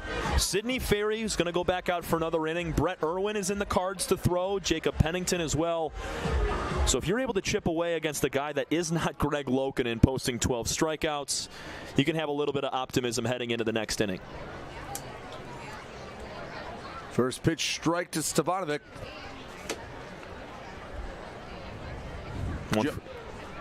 One for 3 with an RBI. Strikeout and a line out today for Ranko. He swung the bat fairly well. Jones, a 5-pitch mix. Fastball, curveball, sinker, slider, changeup. Those last 3 make up about only 15%. So primarily the fastball and curveball, with those other 3 just sprinkled in for a little bit of flavor. 0-2 on Stevanovic. Into the motion.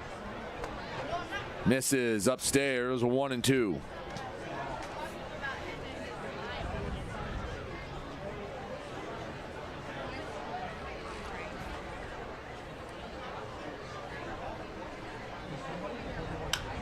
Taken the other way. Struck fairly well. Cedeno goes back. Can't get to it. That'll hop onto the hill and right. And Stevanovic has his second hit of the day in the form of an automatic double. To flex off the glove of Cedeno, takes the high bounce hop off the warning track and sails over the right field wall. Jose was tracking it for a while, but because that ball continued to fade, he just could not get there in time. I mean, long levers on Jose Cedeno. He runs well out there and right and tracks down a baseball with the best of them. But because of how Ranko squared that ball up, it just had too much tail, and it just clips off the glove. Like a drive that leads to a double bogey. A lot of slice on that one away from Cedeno. Vasily Kolotis comes up to the plate, fouls the first one away. He's also due. Pair of balls in the air and a ground out. 0 for 3 for Vasily.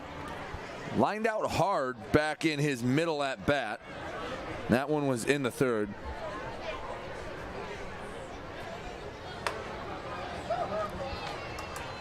One ball, one strike. Beavers can get that run right back with a base knock here. We talked a few innings ago. Just like yesterday, the Hoppers would battle back, and the Mammoths answered with more runs. Beavers trying to do the same thing here tonight. 2-1 to Vasily.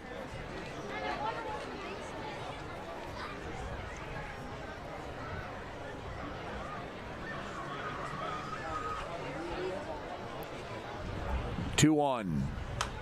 Pops it up. That one out of play. 2-2.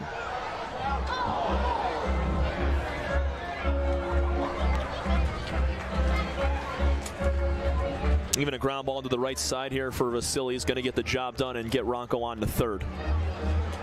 It's a decent outing for Nate Blaine, picking up 3 strikeouts in relief for Matt Swilly.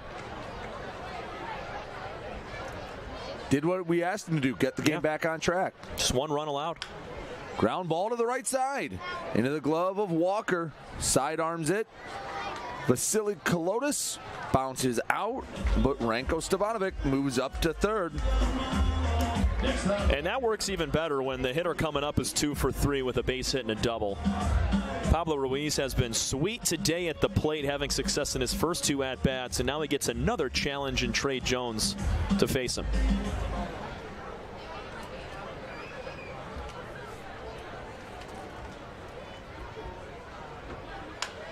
Ruiz delivers his third base knock of the game, and he gets his first RBI of the night. Goes the other way, and the Beavers get that run right back here in the 7th. They get scored on, and they answer immediately. Ronco with the ground rule double, and another opposite field base hit for Pablo Ruiz, just showing his ability to hit to all fields. Ben Wilcoxon comes to the plate 0 for 2 today with a walk. With a couple of walks, actually.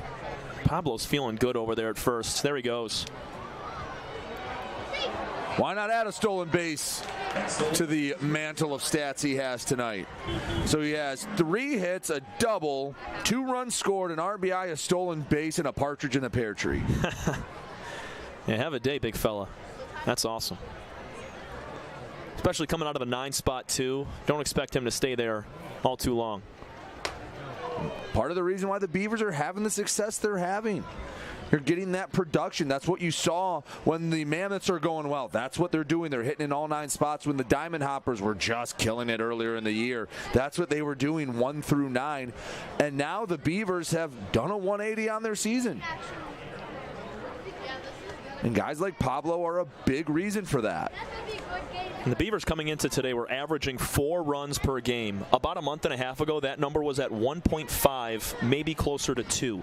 So the ability to score more runs on a gamely pace and also keep that runs allowed number lower to just under 6. They're going to win ball games.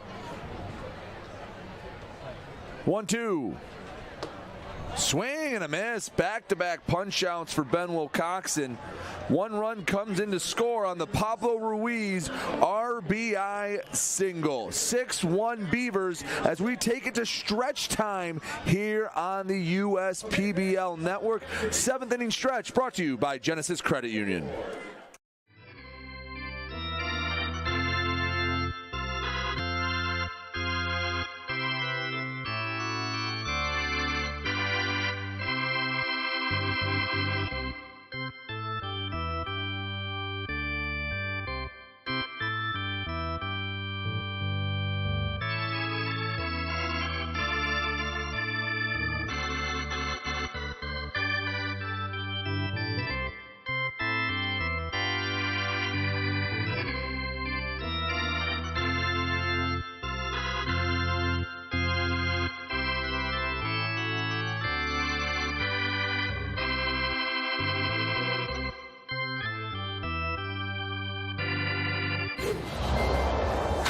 Your move with a quick and easy mortgage from Genesis Credit Union. We have mortgages to fit your life. Genesis Credit Union. Visit us today.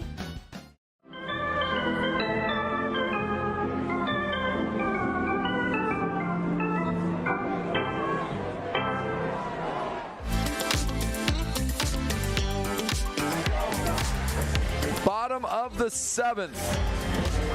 Got the Mammoths chasing 5. They send up Beetle, Cedeno, and Walker. 8-9-1 as the Mammoths are looking for a bigger offensive output than they've had all night long. Ferry just faced 1 batter. Seltzer with that line out to center. It was hit hard, but now you got a fresh arm in the ballgame if you're the Beavers. Sidney Ferry has been awesome so far this year, and if he's able to put together a quick one in the 7th, we'll play another full inning of baseball. And a great response, grabbing a run back thanks to Pablo Ruiz in the top of the 7th. First pitch fastball misses upstairs. Beetle 0 for 2, a pop out and a K. Been a long time since he's been at the plate. I just mean real time. It's probably been about an hour since his last at bat. Definitely. I mean, he did only hit back in the 5th, but because of what transpired through the 6th on both sides and this top of the 7th, it's been ages. And gets a base hit to the left side. Beetle barrels one up. And the leadoff man on once again for these Mammoths. We saw it yesterday with the Hoppers. I think they had 4 of their first 5 innings of baseball with a leadoff man aboard and could only scrap together a 1 run through the first 3 innings, 2 through the first 4. It's just they're not stringing them together, and that's what you need to be able to put up a chunk of runs. It's the 4th time in 7th innings the leadoff man has reached, yet only the 1 run to show for it. Cedeno lifts it deep down the left field line. Ruiz comes over, makes the catch on the run. Gets the ball in quickly. Lost his glasses in the interim, but a nice job by Ruiz. Have a night, kid. Long run for Ruiz, crossing into foul territory, battling against the night sky, and then an immediate cannon throw to make sure that Beetle wasn't tagging up to go down to second. I think that ball lands fair if he doesn't make the catch. It might have, yeah. I think it would have been right on the line, and it's just too close to call. If he's able to go attack that ball, why not? That was a long, long run as well from where he's playing at the dirt spot in straightaway left.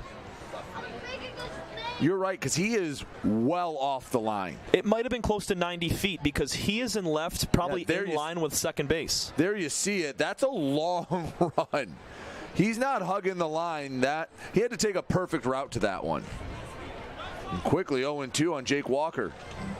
Yeah, you could draw a line from first base to second base out to left field where Ruiz is playing, so I'd estimate about 90 to 100 feet of travel all the way down into the corner. The 0-2. 1-2. I mean, after watching him steal that base with ease last half inning, not surprised he was able to scurry on over there. Now, Tom, I don't know what fans in front of us just came back with some hot dogs or something, but that smell is wafting up in here. And as we get later into the night, it's been a while since we've had our early dinner. Oh, yeah. Sense of urgency kicked in for these fans when they announced that concessions were ending in the bottom of the 7th inning. Because where we are, the broadcast booth, if you've never been there, yeah, there's some of the food. Those are the nachos. I know that's not what I'm smelling, but those look good. Our team in the booth to our left just teasing us now. As Walker goes the other way, he finds another base hit. Going all the way to third. The throw cut off, the relay, pump fake, and there's runners on the corners with 1 away here in the 7th. How about these Mammoths stringing together some hits in the inning? They had 2 last frame, but were helped out with a couple of walks. Now they're doing it with the bats in the bottom of the 7th inning, bringing up the heart of the order. And that's 2 opposite field knocks for Jake Walker. Yeah, he's really swinging it well, just staying so calm and through the zone, taking the pitch on the outside part of the plate and just sticking it into right field instead of trying to hook around and pull something into left.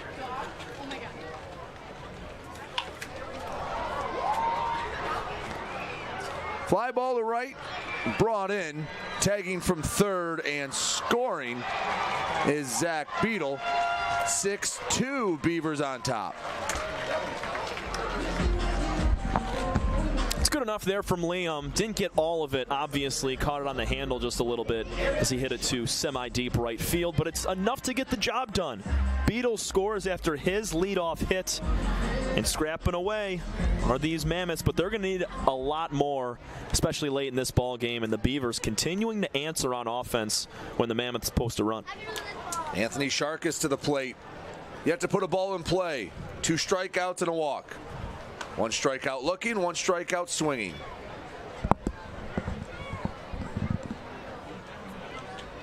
Walker over at first. Ferry not paying him much mind. That one lifted down the right field line, slicing away and into the crowd. No chance for Hilbrick. Got to see Anthony hit something hard right here, even if it results in out number 3. Just being able to square up a baseball and have that in the back of your mind for the next time that you come out. Even with yesterday's day with Matt Gehrig, I know he struck out several times, but he did have that 1 hit to be able to look back on. And I guess, make an adjustment between the at-bats. Fastball up high, quick throw down to first, and Walker slides in, dirties the uniform in safely. Both catchers been trying over at the first base runners today. Beadle did it earlier today, and Rocco, he actually picked off a runner last weekend. So I don't mind him trying to do that, leading by 4 runs and 2 outs. Breaking ball drops in for the strike. Just catches the inside part of the black. Perfect pitch on 2-1. Yeah, floated right on in there.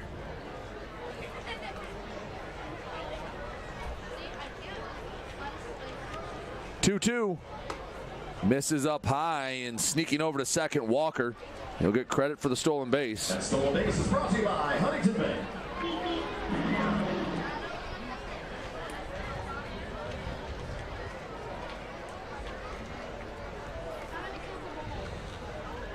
Three-two. Ground ball to the right side. Pietrowski gloves it, sidearms, and Sharkus bounces out. The Mammoths get another run, but they still trail it 6-2 as we enter the 8th. Beavers on top here on the USPBL network.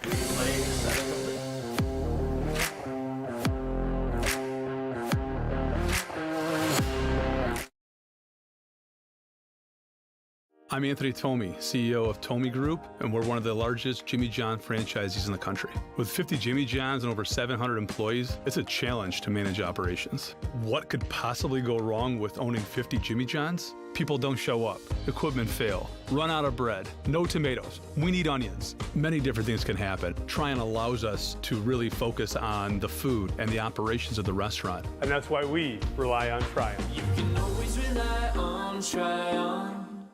Everyone has something that motivates them to do better. And for me, that's my daughter Shelby. I named Shelby Construction Services after her as a reminder to always run the company in a way that would make her proud. Our goal isn't just to get the job done, but to get it done right.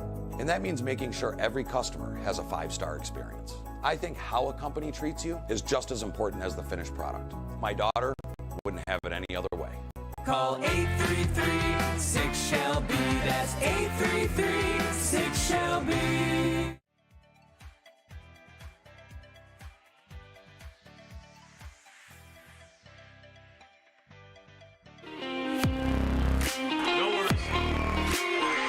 Well, a couple pieces of breaking news. One, our section in front of us just won buy one, get one Portillo hot dogs. That's the good news.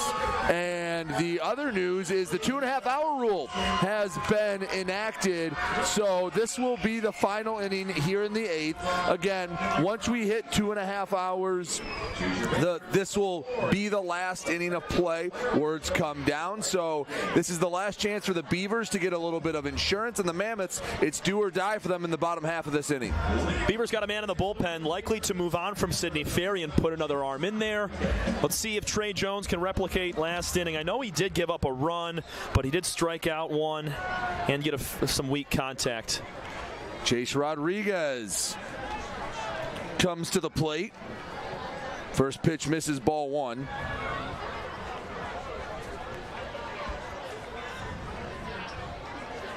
One-oh. Called strike.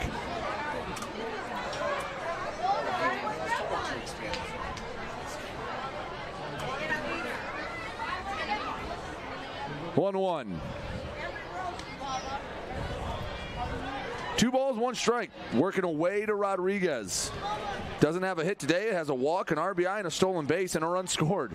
Everything but a hit. They only play the 8th. Games only go 2.5 hours. That one hit very high, but not very far. And it drops in. That's going to be an extra base hit for Chase Rodriguez. He ran farther than the ball traveled. That's a good baseball player right there in Chase Rodriguez. A hard-working baseball player. Usually when a guy pops something up on the infield, they take 2 steps, jog it out, and don't even get to first base. Rodriguez out of the box was rounding first base, heading to second like he just hit a gap double. Well done from Chase, and there's some miscommunication. Jones looked like he was camping underneath the baseball, and last second, he put his head down last second. I think he might have heard someone else call it it off. Nobody around the baseball right there. Got to give credit to Rodriguez moving on to second base. That's a well-coached player down there at second base. I'll say no one was near him. If it was the 90s, they would have had to pay extra for a long-distance call. No one was near him. Like that one. That was odd, especially from this team. Like beyond gone. It is dark outside of Jimmy John's Field. It's a cloudy night. You can't see any stars up there. I don't know if no one saw it, a miscommunication, but I think Chase Rodriguez is going to take that double, and not all doubles are created equal. That one over the fence. That one just kept carrying Matt Piotrowski, Oppo Taco, to make it 8-2 Beavers. Wind was blowing out that way. And we said last at bat, it's tough that Matt Piotrowski goes a game without a hit. It's also tough for Matt Piotrowski to go a game without a home run. This time opposite field, 99 off the bat, 361 feet.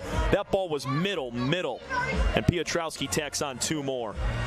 When people talk about a bloop and a blast, that might not be the way they're thinking about it, but that was a ball that was hit very high and not very far, and then a ball hit not very high but very far. That just kept going. You're right. It looked like it was going to split the gap. I thought Cedeno might even have some sort of a chance to get a little bit of glove on it. Sent out there, almost nailed a youngster in the concert stage in right center. Burke pops it up, 1-1.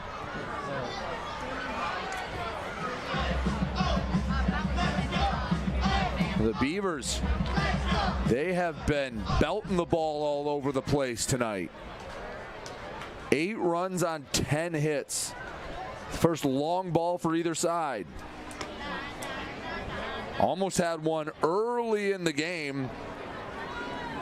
The double off the top of the wall, but that one just, especially field as well. One of the deepest parts of the ballpark in right center.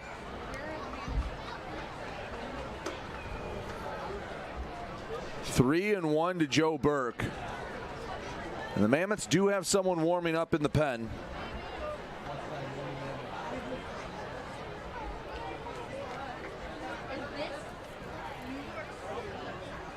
Into the motion.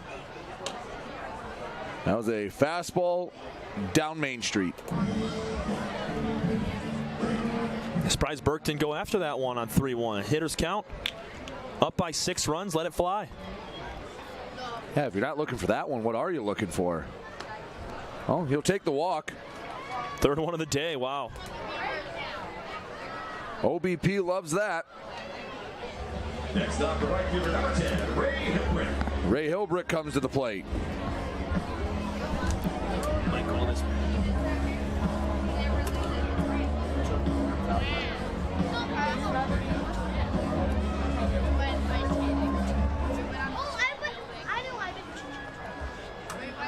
So Hilbrick today, struck out, walked, drove in a run, strikeout. While this at-bat might not have a big consequence on the outcome of the game, he gets a base hit. That can help build some momentum, build some confidence going into tomorrow's game against the Unicorns. A very rare 3-strikeout day for Ray Hilbrick at the plate. He's 9 times out of 10 going to battle a 2-strike count until he grabs a walk or flicks a base hit into left field. But everybody's going to have those ball games. A little bit off balance at the plate. Pitchers just figure you out. And the biggest thing you can do is not let that compound into multiple games. You stop the bleeding right away and come back the next day stronger. Pitch just misses the top of the zone. 1-2 to Hilbrick. I mean, if you can finish the day with a hit in there with a walk and an RBI, not the worst day at the plate. 1-2. Inside, breaking ball started in, ended really in. It's been a double, a home run, and a walk this half inning.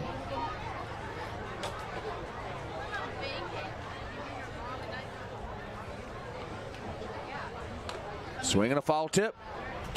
Hilbrick stays alive.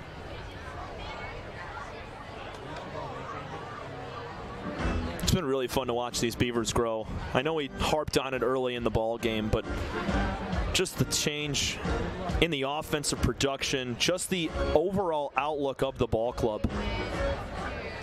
They're putting together better at-bats. They're not going down on 3-4 pitches. And they certainly aren't giving up the runs they used to. Count runs full, 3-2. I mean, holding this Mammoth team that popped off for 11 yesterday to just 2 runs on 7 hits, it's hard to do. And again, the biggest change, you mentioned it, they were averaging under 2 runs a game. And there were games that almost felt like those runs just kind of happened. Ball 4, and that's back-to-back walks, Hillbrook reaches. Where now, I mean, they're near the top of the league in a lot of major offensive categories. And we were saying that about the Hoppers a month into the season. Now it's the Beavers that are doing that. They're second in home runs with now 28. They're hitting about 240 as a team. That's good for second best in the league. 6 runs allowed per game. That's right in the middle of the pack. Number 1 is the Mammoths, allowing just 4 runs per game. That's going to be climbing after today. But again, I think the Beavers just being able to worry about themselves. Don't have to worry about the standings. I mean, at one point, I think they were 3-14. It was something ugly like that.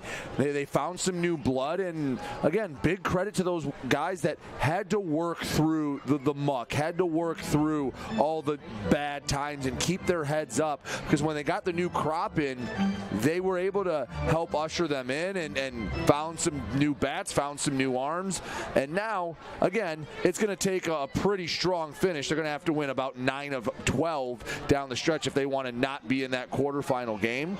But they're going to be a team that I do not want to play in the postseason. If they are the 4th seed, which it's staring down to look that way unless they go on some sort of crazy heater to end the year, doesn't matter who they're playing. If Greg Loukinen's pitching and does what he did today, I mean, he's going to have success against any of those teams if he brings the stuff he did this afternoon. Fouled away, stays 1-2. But it does bear mentioning, they went on a crazy heater to get to this point. Yeah, that's true. You got to keep it going. I mean, they lost their last 2, dropping a game on Sunday and then a non-public earlier this week. But in their last 16 games, they're 10-6. Very positive. 2-2. Jones just struggling to find command right now. Got to go right at Blake Bean. But that home run from Piotrowski kind of wavers the confidence on certain pitches, especially when you have to leave it over the middle for a strike. A guy like Bean with multiple home runs this year and hits for power. 2-2. Popped up. Can someone get to it in time? They cannot. Not from lack of effort. Beadle and Fleming were on their horse, just, well, landed in a perfect spot. Did not get that high off the ground, and that's why nobody really had a chance. And how about that? Blake Bean, a lefty, popping the ball up exactly 180 degrees behind him. You never see that. I don't think you could do that if you try. Yeah. Like if you put a target back there and you said, put the ball over there and you win, that's almost impossible. He popped it like right over top of his head. That pitch was very inside too.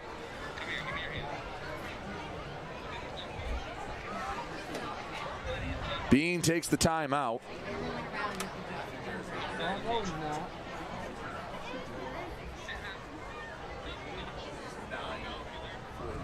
That wind billowing out to right field helped out Piotrowski's home run earlier this inning.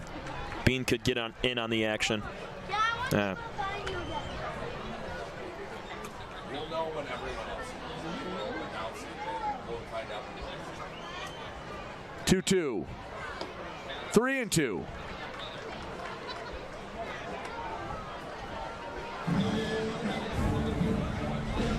A novel long at bat.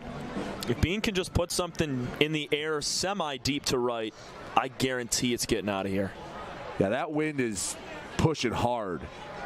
And he'll take the walk, and fairly long bat flip as well. That one had some length to it. If you look up Gunnar Henderson of the Baltimore Orioles, he pimps his walks. So we'll take that bat and give it a nice flip. Justin Karn of the Mammoths out to the mound after Trey Jones has walked the last 3 batters that he has faced. And that might be the end of the day for Jones I believe it will be. Let's see. Or maybe not.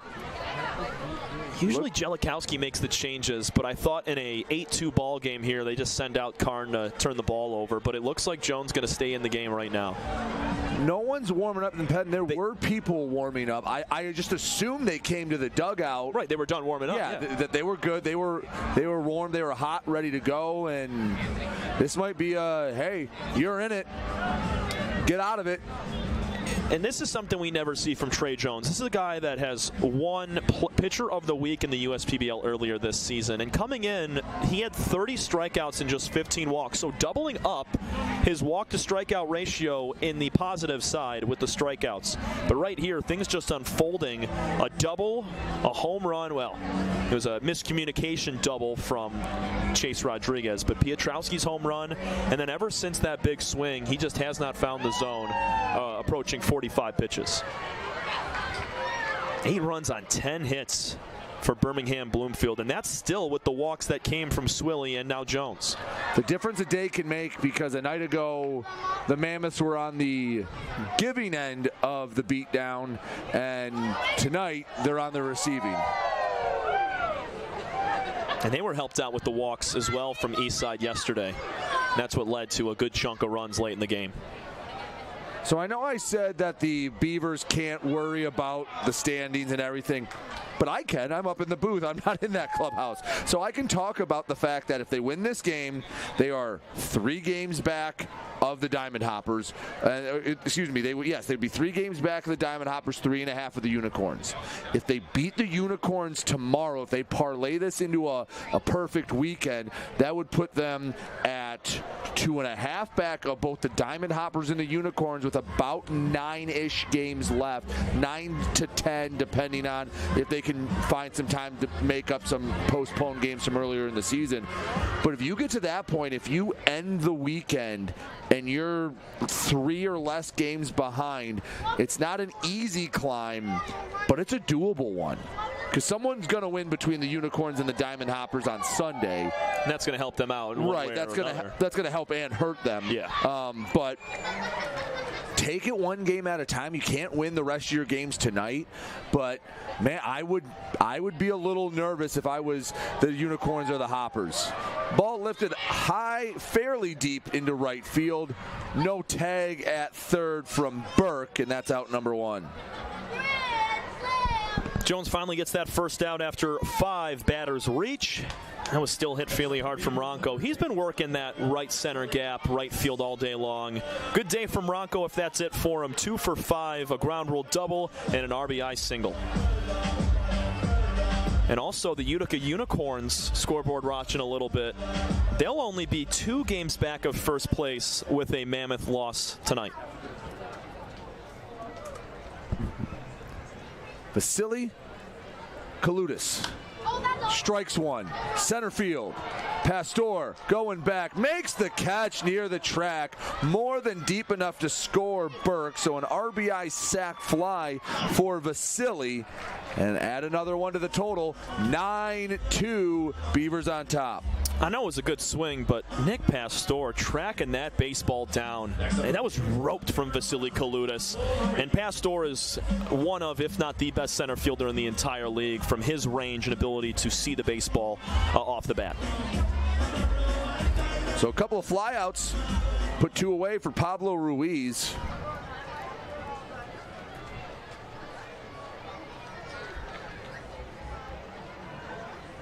First pitch, pulls it foul. 0-1. Runners on the corners. Hillbrick over at third. Have Bean still at first. Ruiz looking for his 4th hit of the day. Add some RBIs to the total. Strikes it. Left center field deep.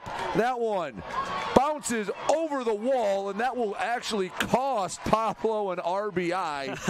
he will get credit for Hillbrook coming in, but with the automatic double, the second one we've seen this game, that Bean will have to stop at third, and that'll short him one, but still, second double of the day. Heck of a night from Pablo Ruiz. Unbelievable. He is the player of the game along with Greg Loukinen. There's an offensive and a defensive player of the game, and this goes to Pablo Ruiz just as much as it does Greg Loukinen. Wow, 2 doubles, 2 hits, and 3 RBIs. 2 RBIs, I'm sorry. Should have been 3. Touchdown and a field goal for the Beavers. They lead at 10-2. Whenever there's a ball hit, like Ronco's on a few innings ago, and then you also had Ruiz, it takes such a high bounce off the warning track. It's like they put springs under the dirt. They did take high bounces. The one over there that was deflected Burke, too. Yeah, that Burke couldn't get to in foul territory took a high hop as well. I know it's been a little while since there's been a lot of rain here, so maybe a little drier track. But yeah, those are almost comically big hops. Especially that one to bounce over an 8-foot wall and left. Like they're using tennis balls out there. We'll keep going back to it. I wish they did. That'd be fun for a day. Now you have the wiffle ball out there outside the right field wall for the youngsters. Pretty cool setup. So you got to have the wiffle ball. You have to use the yellow bat and those classic wiffle ball. We also did bottle caps and a wood stick. I have to hear more about that next half inning as Wilcoxon bounces out to end the frame. But the Beavers add more. 10-2. The Mammoths are trailing. You're watching the USPBL Network. The kids, if you'd like to run the bases right now, the time to head to the first base. Right here. That's right. The Dave & Buster's method is designed to help you unlearn adulthood and discover the funner you hidden within you. The you that doesn't think about adult things and stuff. Ashley, I don't want to hear anything about your car registration when we're at Dave & Buster's. Okay. The you want to be. Let the Dave & Buster's method illuminate you. Begin the method today with 5 free games. You know you want to. Fifth Third Extra Time helps you do you better. So kick back and relax. You have extra time to avoid overdraft fees. Fifth Third Extra Time. This is banking a Fifth Third better. We're the financial champion of Michiganders. Whether you're a goal getter or dream chaser, an empty nester or up-and-comer, anyone in Michigan can bank with us. Michigan Schools and Government Credit Union.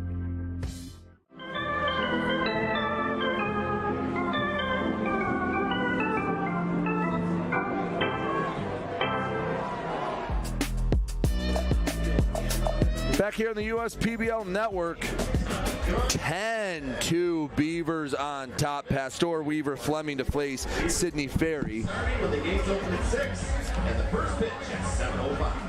As the Beavers look to put the finishing touches on this one, but Tom, did you say before the break bottle caps and a stick? I did. Whenever we either broke, lost, or didn't have any tennis balls left, we'd tear a leg off of a chair and we would go wood stick with bottle caps. Or have you ever taken a baseball apart?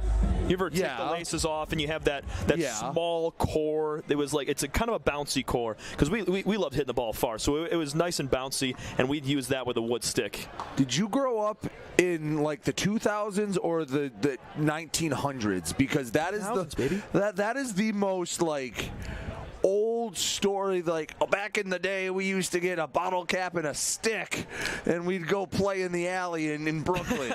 My dad wanted our bat to ball skills to be fairly solid, so hitting a ball that was severely smaller than a baseball definitely helped out.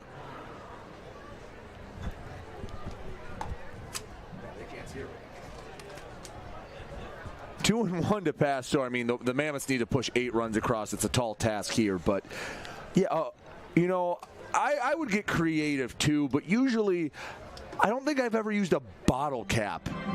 I mean, when you hit it, how do you feel the bottle cap? Or is it just wherever it lands? It's wherever it lands. It's tough to make a play with that little thing. Now, I do remember camping with my parents using a stick and a marshmallow. Yep. But at least I feel like a marshmallow is much more resemblant to a ball than a bottle cap. Well, it's funny. Coach Dombrowski uses bottle caps in pregame with a lot of his infielders. Down there about a week ago, they were actually flipping bottle caps from a third baseman position, trying to turn two to second base. So they were having to throw the bottle caps and keep them on a flat plane and don't turn their arm over. Pastor hit that one on a flat plane, single up the middle. His second hit of the night. Well, yeah, I've seen things like that. Like I've seen pitching coaches use almost like a hockey puck to work on that straight throw, so it doesn't wobble. You get the end over end type of rotation. But yeah, that was you just casually dropped it in there, like, oh yeah. All kids that were born in the mid to late 90s just played with bottle caps and sticks. Zach Weaver into the night sky. Didn't carry. Are you kidding me, Tom? Off the bat, I thought that one was... Wait, that stayed in the park? That stayed in the park. You were writing it in your book. Are you serious? Yes. That one was caught at the track by Ruiz. 96 miles an hour at a 32 exit angle. That ball was launched. Here's the replay, yeah. Oh, my goodness. What a play by Ruiz to feel up the wall and make that catch. Yeah, I'm beside myself right now. Watching at home. I thought Weaver had 2 bombs in 2 games. Tom Wood, I think, had already written home run in his book. Yeah. Fleming with a single. And we write in pen, too. Yeah. Good thing I don't bring White out. I got excited, too. I mean, I thought that one was on top of the pavilion. I guess my eyes deceived me. By the way, nice swing from Drew Fleming, his second hit of the day. That was nice. But, yeah, I thought that one was long gone. We had one like that last night, too, on the right field line. Yeah, we did. And I don't know if the wind knocks that down at all. It maybe pushes it to the right a little bit, but doesn't affect the distance out to left field. I mean, you think topspin, but you don't think it would get that high with that topspin. Right. That was a little wonky there. Yeah, it was Noah Marcoux we thought had put one over the hill last night. Ended up being caught in the corner. We'll have to ask Zach tomorrow. Did you get that one? Did it feel like you went deep? The numbers said it did. Right. It was like a 32 exit angle with the 96 off the bat. Down the line, that's a home run. I'd love to see what the expected batting average on that is because, I mean, that's almost always gone. As Seltzer goes the other way, he's going to get extra bases. Coming around third, scooting home, Nick Pastor. And the Mammoths aren't going to go down quietly. RBI double from Colby. He has been red hot and is not showing any signs of slowing down anytime soon. Opposite field swing, his second hit of the ball game.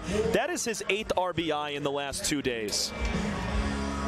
A little bit of tail, gets away from Hilbrick, and off to the races goes Seltzer for a 2-bagger. And Ferry having a conversation. Is this going to be like the conversation we had a half inning ago with Trey Jones? Looks like it is. Ferry standing on the bump.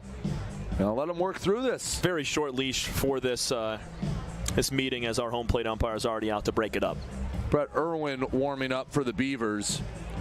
But the Mammoths, they're going to have to find the end zone here in the late innings, down 10-7.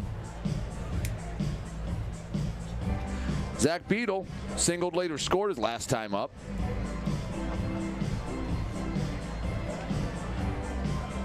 I will add one more thing about the bottle caps and the wood please stick. do. That's it didn't work out well for me, but it did for my brother. So at least it was a 0.333 hit rate because I had a younger brother as well. And for those that don't know, Tom's brother in what, the Giants organization, correct? Single A with not with Tanner Keast, who's over in Double A. I know he's been up and down. He had a little stint in Triple A, didn't he? Yes, sir. That was about a month and a half ago. Yeah. Due to injuries and all that, they had to call up a couple guys in Sacramento, pretty close to San Jose, because the other affiliations are in Eugene, Oregon for high A ball, and then their double A's in Richmond, Virginia. Yeah, that one I never got. Me neither. That was one thing growing up that you just assumed because, oh my goodness, Beetle. That one had too much topspin. That stays in the park, but he's going to get 2 RBIs on that. 10-5 with the RBI double from Zach Beetle. Excuse me, Mr. Beetle, quieting us real fast with that rip down the left field line. Great for Zach, roping the last 2 balls that he has had. He poked one into left field last time and gets a little bit more here and cashes in 2 more. We got a ball game. Brett Irwin going to come out of the pen as Sidney Ferry's day comes to an end. 10-5 Beavers, the Mammoths, not going extinct without a fight. You're watching the USPBL Network.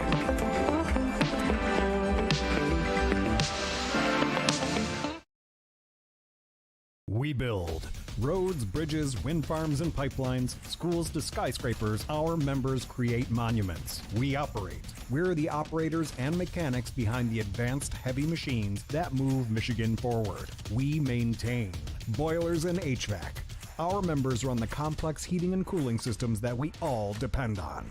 Our training is second to none, and safety is our priority. We are Operating Engineers 324, and we keep Michigan running. The perfect match.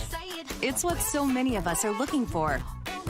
When it comes to getting a mortgage, how can you find the one that's perfect for you?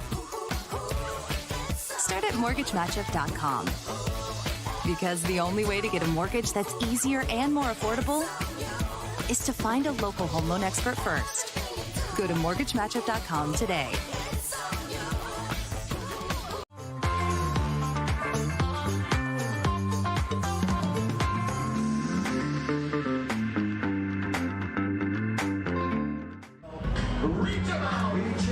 Brett Irwin comes into the game to try to put the finishing touches on what has been a nice performance from the Birmingham Bloomfield Beavers as Neil Diamond rings out throughout downtown Utica. Brett Irwin, the 6'1", 195-pound native of Fairfield, California, maybe the only one that's more well-traveled than Matt Swilly. Started in California, played collegiate summer ball in Alaska, transferred to the University of Maine, which we went through their proud history of baseball that we had no idea about a month or so ago, and he's in to finish this game off. Yeah, we talked about Maine when we were in a blowout earlier this year. Not so much a blowout now after a 3-run 8th inning has transpired from Westside. They got the bottom of the lineup and Jose Cedeno coming up against a man with a 1.02 ERA in 17 2/3 innings. 16th relief appearance for Brett Irwin at the moment. Only 10 hits allowed, 23 strikeouts in those 17 2/3 innings, and only 10 walks as well. So Brett's going to fill up the zone with that red glove. So Cedeno comes to the plate. Tying runs still deep in that dugout as Cedeno swings and misses at the first pitch. Now, we were telling all of those wiffle ball stories. There's one, the best man in my wedding coming up. We'd play wiffle ball at his house all the time. I mean, at one point we went and got like work lights and hooked them up in the tree so we could play night games. That's close. But he had the most stereotypical Saturday morning cartoon crotchety old neighbor ever. And so the left field wall was his house, and the right field wall was the fence to the neighbor's yard. And I'm a lefty, so I hit home runs over the right field fence. So we'd have to go get it, and we'd have to try to be careful. And I kid you not, so we tried to hurry up and get them before the neighbor saw it as Cedeno goes down swinging. 0 for 4 on the day. Mammoths down to their final out.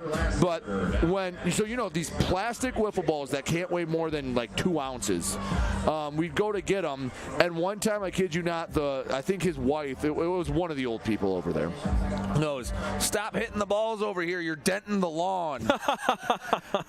We went, "Excuse me?" Oh, jeez. Like, you living next to Hank Hill? You're putting dents in the lawn. Yeah, maybe Hank Hill 40 years later.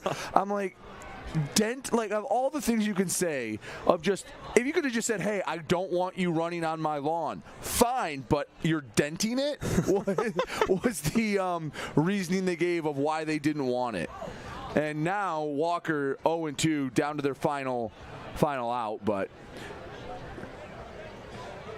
But yeah, that was that is one we'll remember. But yeah, we put the lights up. We made it pretty nice. We'd measure out, and we'd duct tape. We'd put up how far it was. I don't think it was any farther than like 90 feet. I think it's about the distance of the one here at Jimmy John's Field. I think, what is it, Devin? I know you've had to work that wiffle ball area. I think it's like 120 to dead center. All right, that's a good pop. That's a poke with a wiffle ball.